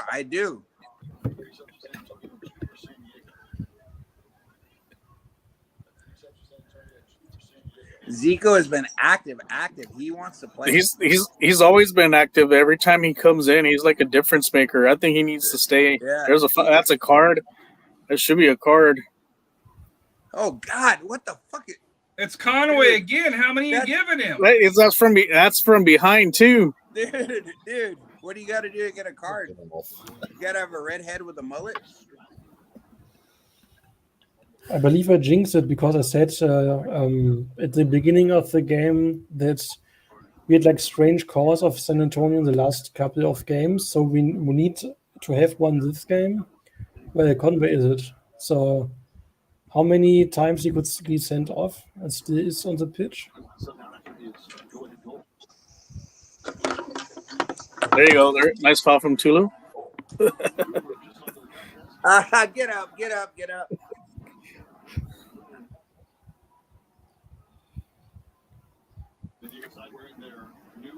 I think that's what Robert. I think that's what we've been missing, like kind of like a Kamiri, like an enforcer, like Kamiri. Yeah, no. Yeah, Kamiri was there. Like you had to calm him down.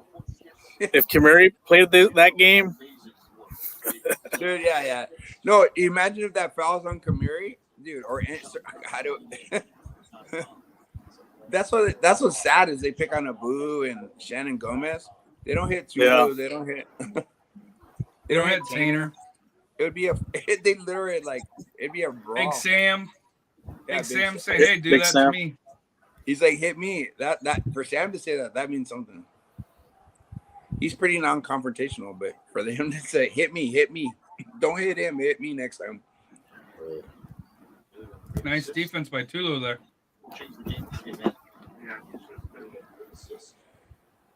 Eddie, you're not there you going go.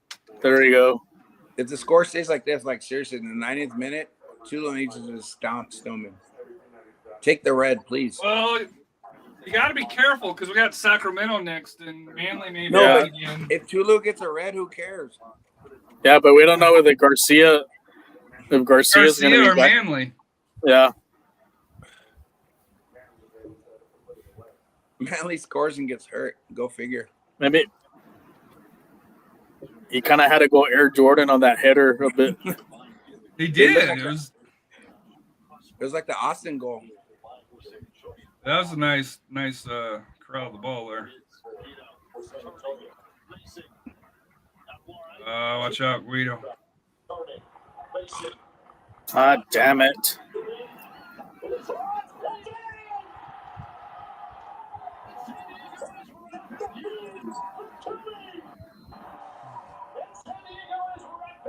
Oh, no, maybe. No. Offside. What is Offside. it? We didn't build out. That's not offsides. Something.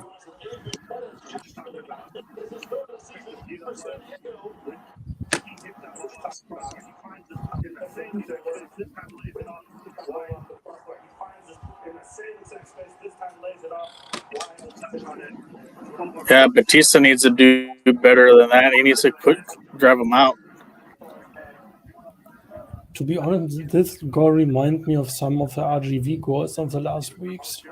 Because we don't really attack the players who make the cross. And then the cross is in the box and the rest is really easy. Or relatively easy. So 11 got a card. Is Mitch suspended for the next game? Is it 5 yellow cards? No, it's 7. 7. Bautista's the one that's on yellow card watch. If Bautista gets one, he sets a game and gets a fine. So it's not 5 anymore, or just 5 and then 7?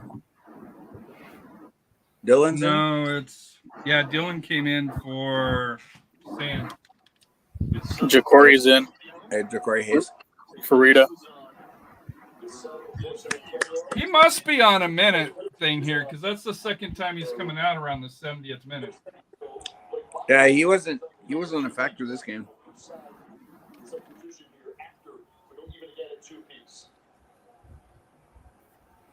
I believe Harry thinks about, let's say, a transfer clause if he plays a certain number of minutes, he has to get bored. No, And not it's because no. he wasn't. He's on loan from MLS. Yeah, when MLS gives you a player, sometimes there's rules you have to play them.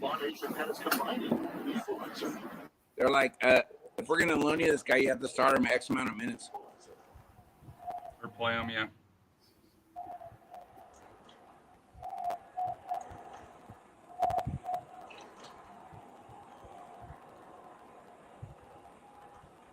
Getting his draw, I want to win, but if we get a draw in San Diego, it's not a bad result.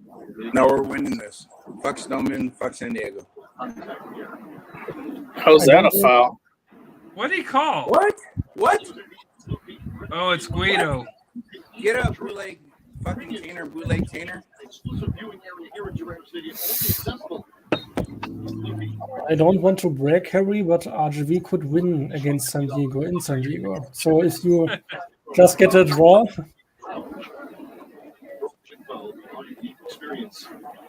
We're not getting a draw. We got this. I hope so. I really hope so.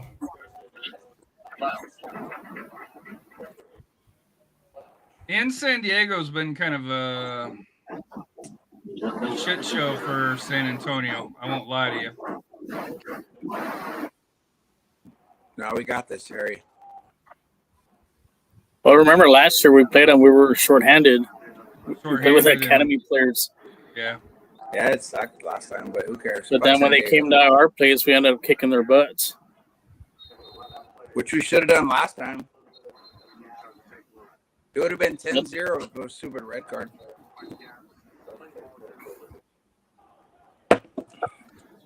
All right, the ref's getting a little whistle happy all of a sudden.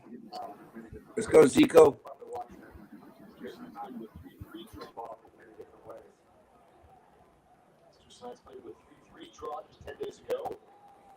I learned a new word today. Whistle happy. Interesting. What's that? Now you said it, Harry, a few minutes ago. The ref is now a bit whistle happy. Oh, come on. Oh, yeah. Here it goes. Here it goes. Go, go. Oh, Lord. Tommy.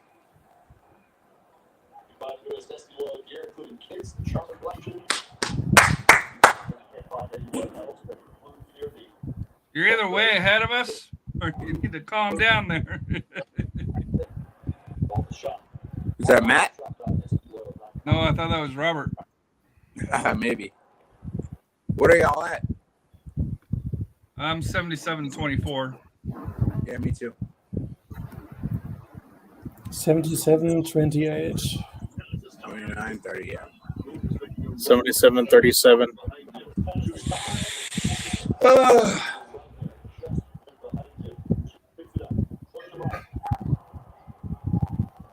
Hey, get up. Come on.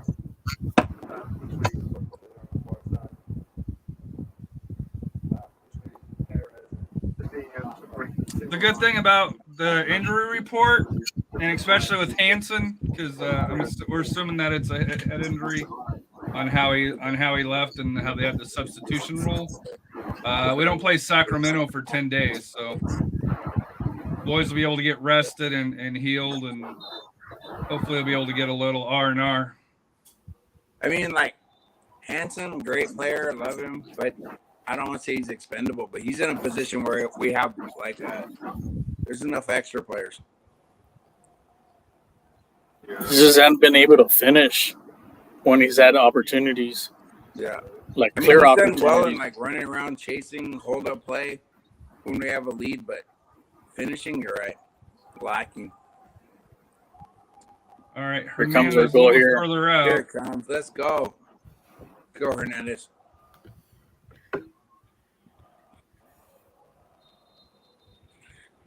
Don't say offsides, please. It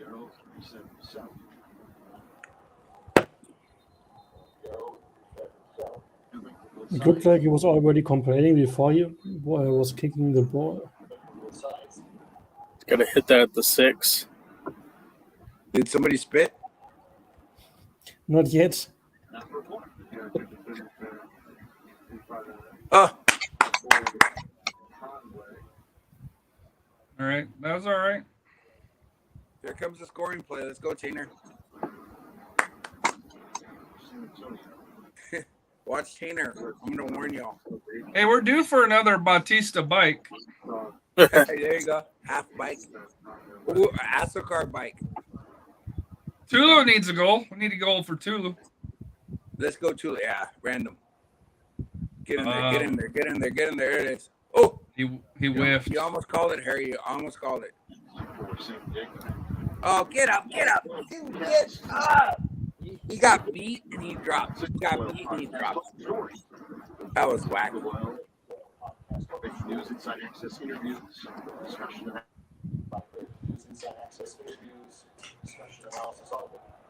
Come on. Nothing. Good job. 80th minute, 2-2.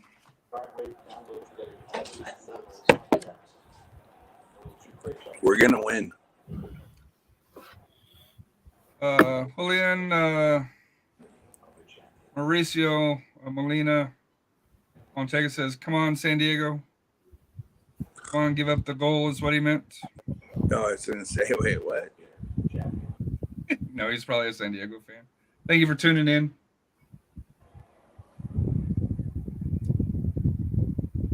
Let's go. There it is.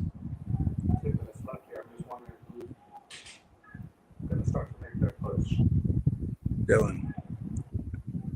Ooh. I do wonder why we don't ever see Pirano and Hernandez out there at the same time, though. They're the same person. Oh! Nice save. No, they Corey are. needed They're a kind little. of the same person. And our style isn't predicated on pass possession. But we did that with Jose and Pirano earlier. That's many years ago. And how many championships did we win at that time? How many playoffs do we make? He's going to raise the flag. Yeah, Dylan has to lead the league on offsides. He has to.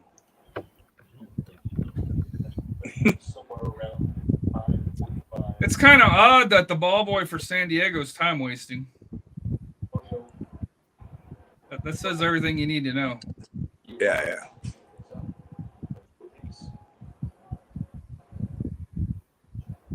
Although they are pressing a little bit more. Of course, the turnover there. Oh, get up. Bautista got called for a foul. Soft. He's missing Sacramento. That's soft. I don't want to hear about it. Yeah, I'm not sure what the foul was. Yeah, he grabbed him. Oh, he got a yellow card too? Wow. Yeah, he got a yellow. Next game he's going. It's all right. Oh yeah, he is going. It's inevitable.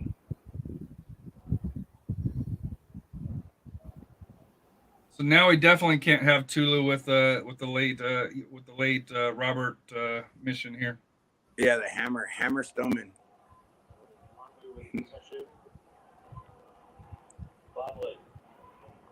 So open right there. Ooh, nice save. Oh, let's go far. Good save, really good save. That was a nice save. Derek needs to take like a note on that. Derek isn't even playing, so I know he sucks. Mirancio is currently playing, and the fans are a bit divided because of it. Is Derek hurt or just poor performance? No, I asked the coach at the press conferences, and the coach just said that if he wants that Mirancio is in the same, could say, competitive level, he has to play some games. So it was already scheduled for the Charleston games 2 weeks ago that Mirancio has to play. Let's go, Zico. Oh, there you go. So, and not Charleston, Orange County. Zico. Hey. So officially, you could say it's just getting average play time for both keepers. Oh, reason.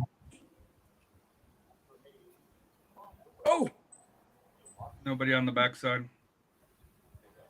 Because Derek is still on the bench, I don't really think he's injured. Just coach thinks right now the other goalie just has to get some playing time to get into the same. Oh, Hernandez, what are you doing? Then he commit a foul. Oh, come on, man.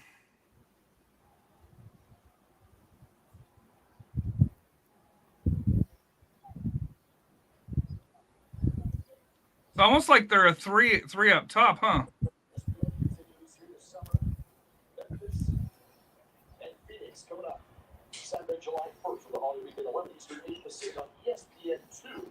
Which could be the 4-3-3 system. You see a four-man backline, three in the front. A little unlucky there. Hey.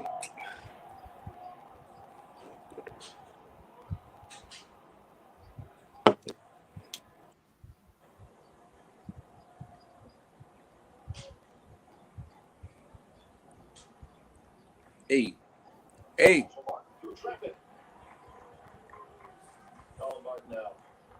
Our defense is just giving up a little bit too much space on right now, right? Yes, I feel Get so. up! Get up, Moon. Nobody cares about you. Get the hell up. Nobody likes you. Get up. I have to agree. How many times they already sat on their asses in the last 10 or 15 minutes is just Get ridiculous. up. God, I'm tired of the flopping. Get up, Moon. Nobody cares about you. Kick it in. Hurry up. It was almost 2 foot up and it could have got caught. No, it wasn't. So weak.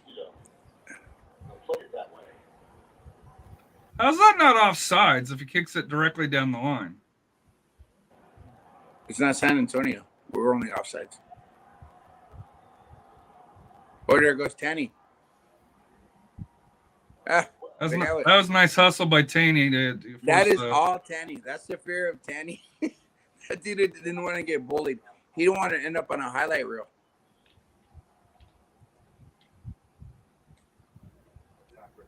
'87th minute. Still deuce. Get a late winner. Let's get a late winner. Screw Stoneman. Let's get it.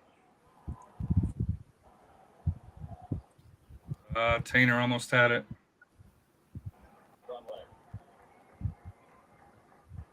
Nice defense, Hayes. Hayes is a bulldog. I like that guy.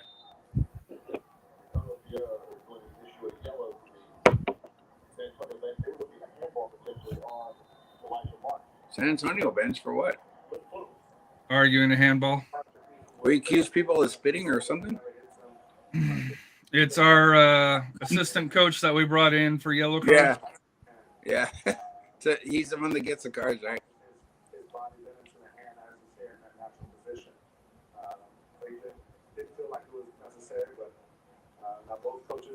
Can assistant coaches be banned? I mean, the head coach could, but if the same assistant gets yellow cards? Yeah, they could. There's been assistant coaches that have got red cards. Now, the question is in USL, if your bench gets enough yellow cards, does the coach have to sit too? Good question, to be honest. Because I've seen that over in England where the assistant coach gets it, but it's the head coach that has to sit. Let's go, Zico. He's the one that's in charge. Here it goes. Hernandez. Oh, short. How's that not a foul? Here it is, Tulu. Wait.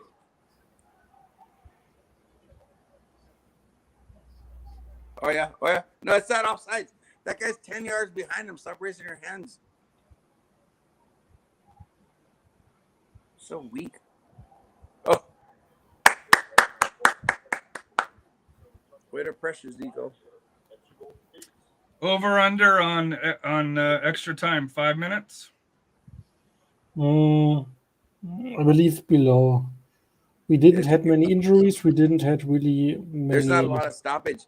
There's not a lot of stoppage, so it'll be like 10 minutes. Well, we didn't have a lot when we played them the first time, and they got That's what I said. 6. That's my joke. And they It's scored just there.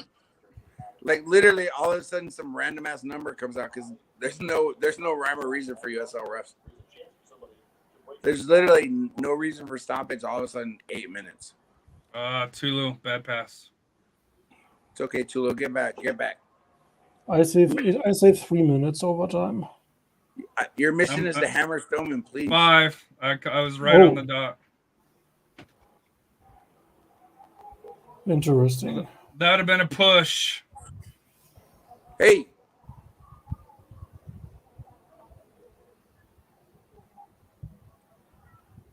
Hey, there goes that. Oh. Hey, it's further down, dude. Why are you giving him 10 yards?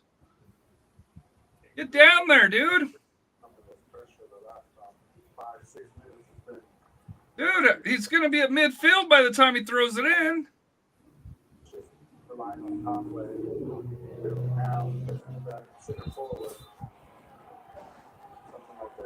To be honest, San Antonio would easily get 3 yellows for time wasting. God bless America.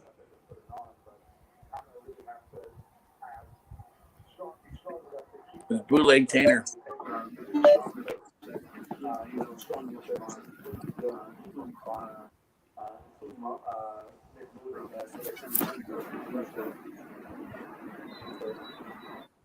God, that guy flopped. Oh, come Literally, on. that was a flop. Literally, any contact, fall down. Get up, Moon. God. He learned that from Yuma. You know that, right? Literally, he got touched, contact, bam, go down. He learned that from Tampa, Harry.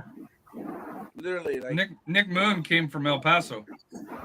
Sure, but you see, good seeing the game we had against Tampa. Yeah. They did it too. We had like 3 yellow cards in 3 minutes for just silly Moon stuff. is soft as baby shit. That's all I gotta say. I agree to Robert.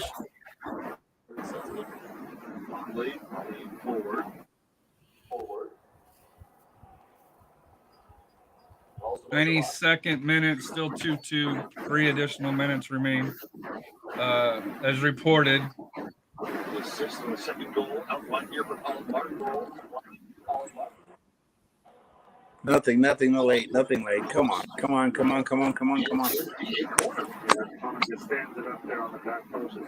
Make sure we're not falling asleep here. We mark everybody here. I know. Nothing soft. Come on, nothing soft.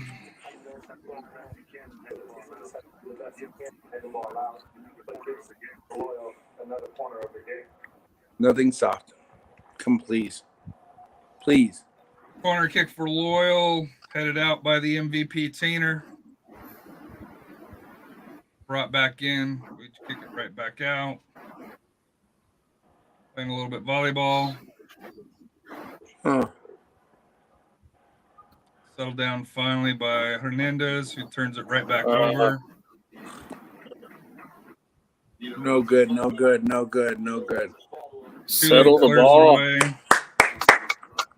Hey. Settle the ball. There we go. Hayes finally got it.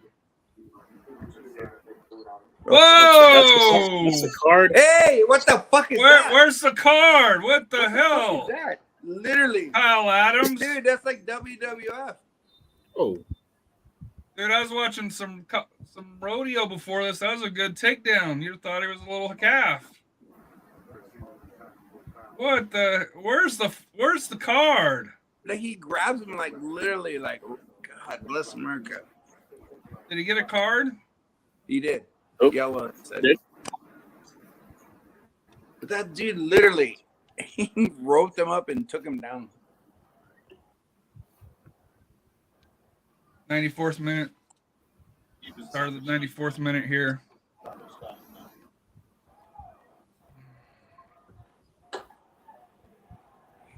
Come on. Coach Marcina in the nice little hoodie there. SDvSA late hoodie. winner. Let's fucking go. Dude, they're offside trapping the hell out of it. Look at that. There it is. There it is. Oh, He's got to. Why did he cross it? He needs to cross that one in. Yeah. He was thinking hero. I'm gonna be a hero. well, he is the MVP. Come on. I mean, like, yeah, for a guy like that, I won't have any taint or disrespect here. I'm never even mad at him. Like, go for it. Nice one, Maloney. Maloney's such an unsung hero. He's like a pit bull. All right, we're at 95. Let's see how much longer the ref decides to let this play. It's got to be another minute, I think, or at least 30 seconds.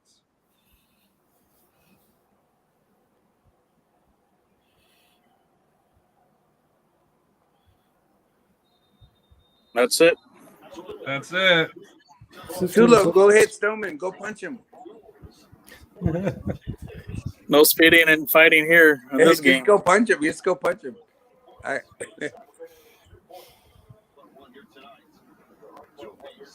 Stupid bootleg Tanner. To be honest, San Diego lost much sympathy in my eyes in the last two games against San Antonio. In the first for the obvious reasons, and in the second for the many time wasting situations. I know we talk about being kind of spoiled here. It's what, 3 draws, and I think all of us think that we could have had 9 points out of these, but we're walking away with 3 points.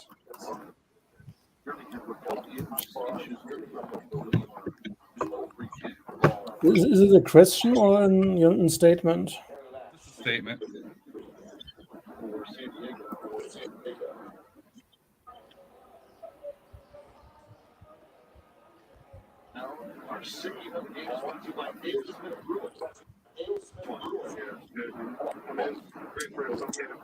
All right, well, it's 11 o'clock here. It's what? 7 o'clock. 7 hours. 6 o'clock, and they're in Germany, right? Yes, 6 o'clock in 4 minutes. So, Rafa, any final thoughts? Well, I mean, we bounced back. You know, we had the lead, just kind of fell asleep in one play. But the one thing we do need to fix is the offsides. I think we need to clean that up. We had just unlucky having some goals disallowed. But at least we get some 10 days rest before the big one in Sacramento. Hopefully we can pull 3 points off there. Like I said, we stole points from San Diego, so we draw here. So not a bad showing. I think we did a lot better. Second half, we're more aggressive, and yeah, I think the really keys was like Zico coming in with Dylan. Like I said, so hopefully Martina, if we do see him in the playoffs, we have a good what the right players to have on the field. And like I said, it's not a loss. I know we're sick of the ties, but hey, you know, or at least we're gonna have some other teams at the bottom. Thomas, any final thoughts from you? Yeah, I was pissed Saturday just because I thought we wasted an opportunity with those 3 home games. I think we should have won all 3 of them. Right. But if you told me we go into San Diego and take a point, I'm fine. I take that and run. So it really, I don't think tonight was bad. And honestly, I don't think we've been playing really badly at all. It's just we're super unlucky. And I also think teams have adjusted. Marcina, he adjusted mid-year last year, and kind of went with the route one. I think teams they're using our aggressiveness against us. I think with out of possession. I think we need one more. We need a few more tweaks. I think we got to find a way to get Jorge on the ball and Pirano on the ball. First of all, we got to figure out what's wrong with Pirano at all. I don't know. He hasn't been starting the last couple games, and now he's not even on the team. I don't know. But I mean, I feel good about it. I'm not panicking yet. I don't think there's any reason to panic. I think we're still within striking distance, and other teams are going to have injuries too. So I think we're all right, and we're not. The only thing that worries me is that at what point does it become mentally taxing to not be playing bad, but then to have everything go against you, and then it unravels. But I think we're tough enough that we'll overcome it, and things will swing back soon. Thomas, do you think we should play a 3-4-3? I was going to ask Thomas a question. Do you think we play a lot better that than the 3-5-2? I think so. The 3-5-2. It almost feels like that's exactly what teams want us to do. I feel like we're doing exactly what the other teams have stopped letting us just like sit back and take 20% of the ball. They figured it out that that's what we want to do, and they're making us play with the ball, and all we're doing is hoofing it. I feel like I would like to see Jorge and Pirano together underneath of a striker, like Sam or Tani playing through the middle with Jorge and Pirano underneath of them, and Loeda before he got hurt and he's out for the year. But I'd like to see those. At least I know it's probably not sustainable to do for 90 minutes, but I think that I'd like to see it just to see if we can. Because I think teams won't be able to drop. They'll have to come. They can't give those guys space like that. And right now, it feels like we're playing over the top too much. And if we can play underneath with those guys and get them on the ball, I think then that opens up more space for Sam to run, and Sam or Tani to run into those channels. But I prefer the 3-4-3 myself. But I'm also a little worried about our midfield a little bit, and maybe that's why he's doing what he's doing. Because I'm not. He maybe feels like he needs an extra body. Abu and PC are not the most athletic, and we got away with it last year. And Zuhair is not really defensively sound. I don't think he's super talented, but I'm not sure if we have 19. Yeah, I'm not sure. I'd like to see Zuhair and Jacori together to see if maybe Jacori can be that stable presence, although he's not really athletic either. But I don't know. That's why Marcini gets paid. You know, he gets paid. But yeah, like I said, I'm not panicking. I think we're all right. It's just like to see some of these draws turn into wins, and I feel like we deserve. I feel like we deserve a couple of them at least. You'd think at some point it's going to even out. Some of these 50-50 decisions that keep going against us. And I don't think it's like a conspiracy. I think it's just. I think maybe we have a little bit of a reputation now, and refs are looking into it. Especially at home. Yeah, I think our crowd. Part of me wonders if the guy going on the field kind of made us like. I don't know. I don't want to accuse him of anything because I usually just blame incompetence rather than maliciousness. But I don't know. I think part of it is like teams we're so physical. They're looking for it now, and they're trying to, and we're the ones. Even though it's like other teams are using it against us now, so they know if anytime we're around and we breathe on them, they go down, they're getting the call, and it's just the frustration's compounding. But I keep thinking at some point, like, how many times are we going to let a guy commit 5 yellow card offenses against us and him not get sent off? How many times is a guy? Lucho the other day, he should have had 5 yellow cards. We did the Sam Cassell ball celebration to our bench, and our guy gets sent off the week before, and he stays on the field. He hits somebody. He hits Gomez out of bounds, punches some. He hits, I think, was it Dylan in the face on one of them, and then takes out Barr on a 50-50 ball. That's 4 right there, and somehow he only got 1 and then scores the equalizer. That's just a gut punch. So I think we'll be all right. Ben, any thoughts if you're on? I'm here. Honestly, I think it's just law of averages. I think we turned a lot of draws into wins last year, and this year they haven't really, gone our way.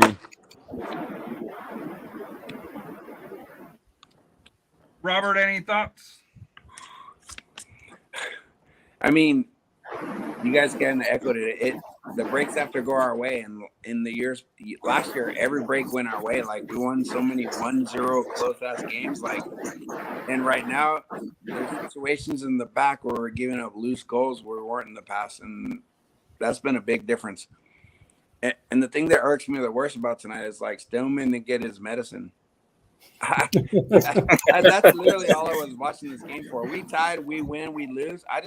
That dude needs to be punished, and not from USL, not where the paperwork didn't go his way. Chulu needs to introduce. He needed that tainter punishment.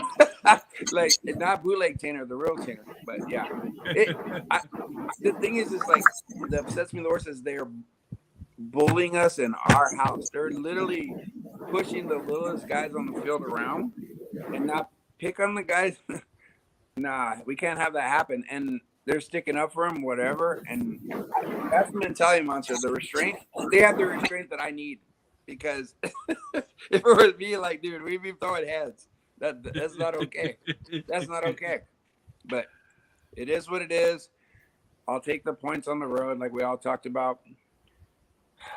How many more draws can I take? We literally have 2 losses. We're one of the few teams that has 2 losses. If you look up the standings, even El Paso has more losses. But we need to turn those draws into. Well, they lost their first 3. But if you look at, yeah, they did. But like literally, if you watch it, like standings, we need to turn those draws into wins because 1 point versus 3 is epic, and the bottom line in the USL home game playoffs means so much more. We all know that. So much, yeah. Because remember the year we lost OC at home? God, we win that. Yeah. We'd have another chip. I swear. Whatever. For sure, but we all know. No panic at this point, right? Yeah, there's no panic because like. In Marcino, we trust, right? And we have the roster. I mean, we're so deep. We don't have anything to worry about. It just has to round into form. I do think next week, the Sacramento match, I hate to say I don't want to say it's a must win, but if you're going to try to make that run to the first seed, you need to start closing that gap. Yes. And that's a 6-point match, for that here where, if you can get that 3 points from Sacramento, that'll tighten it back up. Shadow Wolf, thank you for coming on. I know early morning in Germany. I know you're an OKC Energy fan who's decided to take a break again for year 2, year 3, year 4, however many years it'll be. They're the Cosmos of the USL. But this week's the Ron Patel Bowl. RGV travels to New Mexico United, who's got a new coach from North Texas. Well, I think he comes from a MLS team first. So just your thoughts on RGV New Mexico here, and then we'll get you out of here. So I have time, so if you want to talk a bit more, I don't have to go. But to be honest... No, but we do. I just want to say it's not like on my fault. No. The last New Mexico game against us was a bit dumpster fire. New Mexico didn't do anything, just the last 10 minutes, where they scored twice. After the 90th minute. Yes, of course. The thing is, I listened to the Seriously Local podcast currently, and they talked a bit about the new Mexico coach. And they were just like, he was only good at North Texas because they had like a... let's say best team of the whole season with players who are now playing in Europe, so it's not really that hard to be performing well in the League One at the time. So it's still interesting to see if they can get the new manager bounce and make a good run. But I think RGV have a bit of mentality one against Miami after the 3 injuries in the game, the setbacks. So I'm a bit more optimistic right now because we have Galinas as a new player, but we have to win. If we don't win, we are not a playoff worthy. So if we want to get in the playoff mood, at least somehow we have to win. But if we do it, the other question, New Mexico is not that bad. I can tell you there's nobody here that's rooting for RGV. I'll maybe they can get relegated to the East and they have a chance. Well, nah, not even in the East. We would lose against Tulsa. Hey, Detroit looked like a real USL team against Hartford today in the East, but Hartford gives us the most goals in the league. Check the tape. we could beat Detroit. We could beat San Antonio. So I'm not even not San Diego. So I'm not even mad. So yeah. At least we got the win against them, so you couldn't beat them. I don't mind. I will still support them. So yeah, shout out to all who turned in. Shout out to FTC 210, the Crocketeers. Make Everyone sure to who showed up, follow thank you. us on Facebook, Twitter, YouTube, Twitch. This was definitely an international broadcast where we had two people on the show that are in Germany as we speak. So Max, thanks for hopping on early morning, and as we discussed with Shadow Wolf, go get some sleep. You've been up for way too long. I will not start working, so no sleep till at least 6 or 7 hours. Prost. Well, I don't look as good as you, so I need my beauty sleep. So Yeah, you do, Harry. You do, Harry. No comment, Harry. You do. Yeah, I admit it, dude. You know, I'm not the best looking guy. I'm not like Tomas over there, that takes all the lovely pictures and it's like Have a good night, have a good evening, my and kids. we will see us at least in the next podcast episode. All right, thank you, sir. Thanks, Thank you, Josh. Ben. Thank you, Tomas. Rafa, Robert. Thanks for hanging out. So, Royce, thank you for hopping on. I think who else came on? Matt. Big Darius. Darius hopped on. I do have a bone to pick. Mijo, you said you were coming back. Where the hell were you? FTC gave you a shout out for buying the jerseys. Oh, yes. So I thought I had done it earlier, but I had bought 2 shirts, and but yeah, I'd been meaning to get the jerseys, so I got those coming. What's up with the staycation for the next promo? What the hell does that mean? I don't know. Maybe we need to bring some pools like the Las Vegas Lights. I was like, I'm making plans to stay overnight at the stadium. We'll bring some our tents or the camper. I know. I was like, what's a staycation? My rep won't tell me. I was like, what does that mean? I need to prepare. So anybody has a camper to let us know. Well, I need to know. It might be fixing the damn grass, because I won't admit last week the grass didn't look good. So it's all right. It looks like it's going to take a hit. It's the same with Cardiff came. It's going to take a hit this week with 100 over the 100 digit. I'm so happy I won't have a Saturday home game this Saturday. God bless. I would show up, but I'd be dying. Oh, at the tailgate? Yeah. 4 hours early. We're not back for 2 weeks, right? July 1st. Yeah, July 1st against Birmingham. Yeah, no, Miami, the staycation. Oh, but Birmingham, we're playing July 1st here. Which is when do we play Miami for that other one? That's in July the 22nd or something, right? 6th or something like that. Because we play the Sutherland on the 15th, which that's right. Actually Jude Bellingham's younger brother is going to be playing. Just signed with them today. I saw that. Yeah, so the July 1st is the Independence Day celebration, so that's fireworks. Then they go on the road for 2 at Memphis. So they get back-to-back AAA baseball parks, AutoZone Park in Memphis, and then going to Southwest University Park. And then the staycation on the 22nd, and then Pearl San Antonio night on July 29th. What the hell is that? Rafa. Yeah. Real talk. Tomorrow, you ready for 2-0? No, it's gonna be. We're gonna win 3-0. It's coming for you, pal. It's coming. Hey, we're on the rebuild, so. But they gotta be careful. They gotta be careful. They gotta be careful with Henry Martin. He lit it up this year with Liga MX. So. Well, he can light up taking the ball out of the net. So he'll be ready to go. Like I said, the pressure's on the U.S., not us. So they have to win. So Mexico's like, hey, no pressure on us. Wait till ball again or whatever his name is come place for us. I will say there is a new show in the works, Section 114 Sports, that's coming. It's going to be dealing with football and probably NBA along those lines. Champions but it'll probably League. be mainly football. Yeah, Russell Champions Wilson's League. downfall. Dude. Well, he allegedly, was just on the court celebrating a title. I know. When that was the the last weirdest time thing. The anybody Nuggets from won in Minnesota spite of him celebrated being in the anything? front row. I was impressed. That made the Nuggets win that much better. They won in spite of Russell Wilson being in the front row. Shout out to Jason. You're letting go of your best players, man. Devin It Cook, doesn't matter. John. It doesn't matter. Thomas, do you got a American football team? Please don't say the Cowboys. No, I'm originally from Kentucky, so I grew up an Indianapolis Colts fan. I grew up right outside of Louisville, so that was my home market. So, yeah, That's I have to. Thank you for Stephon Gilmore. Well, we're gonna stink for a while. So.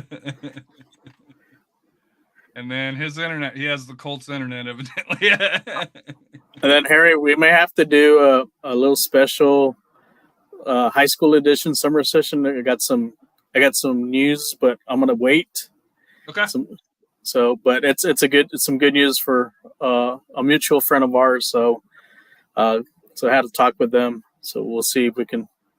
So you can present the good news for. So be on the lookout for a high school edition. And one thing that I have noticed, and I'm probably going to have to start paying attention a little bit more, the UPSL is coming back, in San Antonio stronger. I know SA City's got a team. I know SAFC's got a team. Surf's got a team for that here. So there's a lot more San Antonio teams that I'm gonna have to start paying attention to. So I might get back on that bandwagon of starting to cover the lower leagues through there, since it's kind of settled down from when it initially came in with the Runners and Corinthians. Corinthians are in PSL. Yeah. Yeah. And then women's soccer's kicked off. The Athenians have played. I think it's 2 matches. I haven't been able to catch up. They played the Lady Runners. So, but that's something we have to. But How it's was the getting turnout late. for that one, Robert? Yeah. How was the turnout for that one? It was pretty decent. It was kind of hot, but I mean, they play pretty well. Like, they don't have the offensive firepower from years before. You can tell they're kind of struggling for the offense. But it's fun. My kids love it. Yeah, it's a good time. You should go. It's great. Yeah, it's a great time out. It's not bad. It's not bad Central. Yeah, and I live like 2 minutes from Soccer Central, so my kids, we can go there and leave. We're at home in a few minutes. It's great. It's fun. All right, guys. Well, I'm gonna end it. It is almost 11:30. Some of us have to get up and work in the morning. We don't got the easy life like Robert and Rafa just to hang out. I'm heading to Austin tomorrow. Whoa! Pump the brakes, sir. What are you doing in Austin? Going to get some barbecue or what? No, I actually got to do a college tour Friday morning at UT. So I'm expecting 1,000 students there. But then 2 weeks actually work. Yeah, and then I'll go to Laredo next Wednesday and Thursday. It's going to be 113 down there when I go. I'm used to that because I'm from Del Rio. That's how hot it gets there, so I'm used to it. And then next Saturday the 24th, I'll be heading to Houston because I'll be at the Gold Cup. I'll be with Pancho Villa Army, so I'll be right behind the goal. Hopefully I'll have some signs. So if you see anything about looking for toxic girlfriend, that's probably me. So yeah, put a 2-0 up there. No, we're playing Honduras, so we'll win that one. Never mind. That's actually a double hitter. Didn't Honduras get kicked out? Or no, that was Nicaragua. That's why Trinidad's going in. That's why with Shannon Gomez Gomez got called up.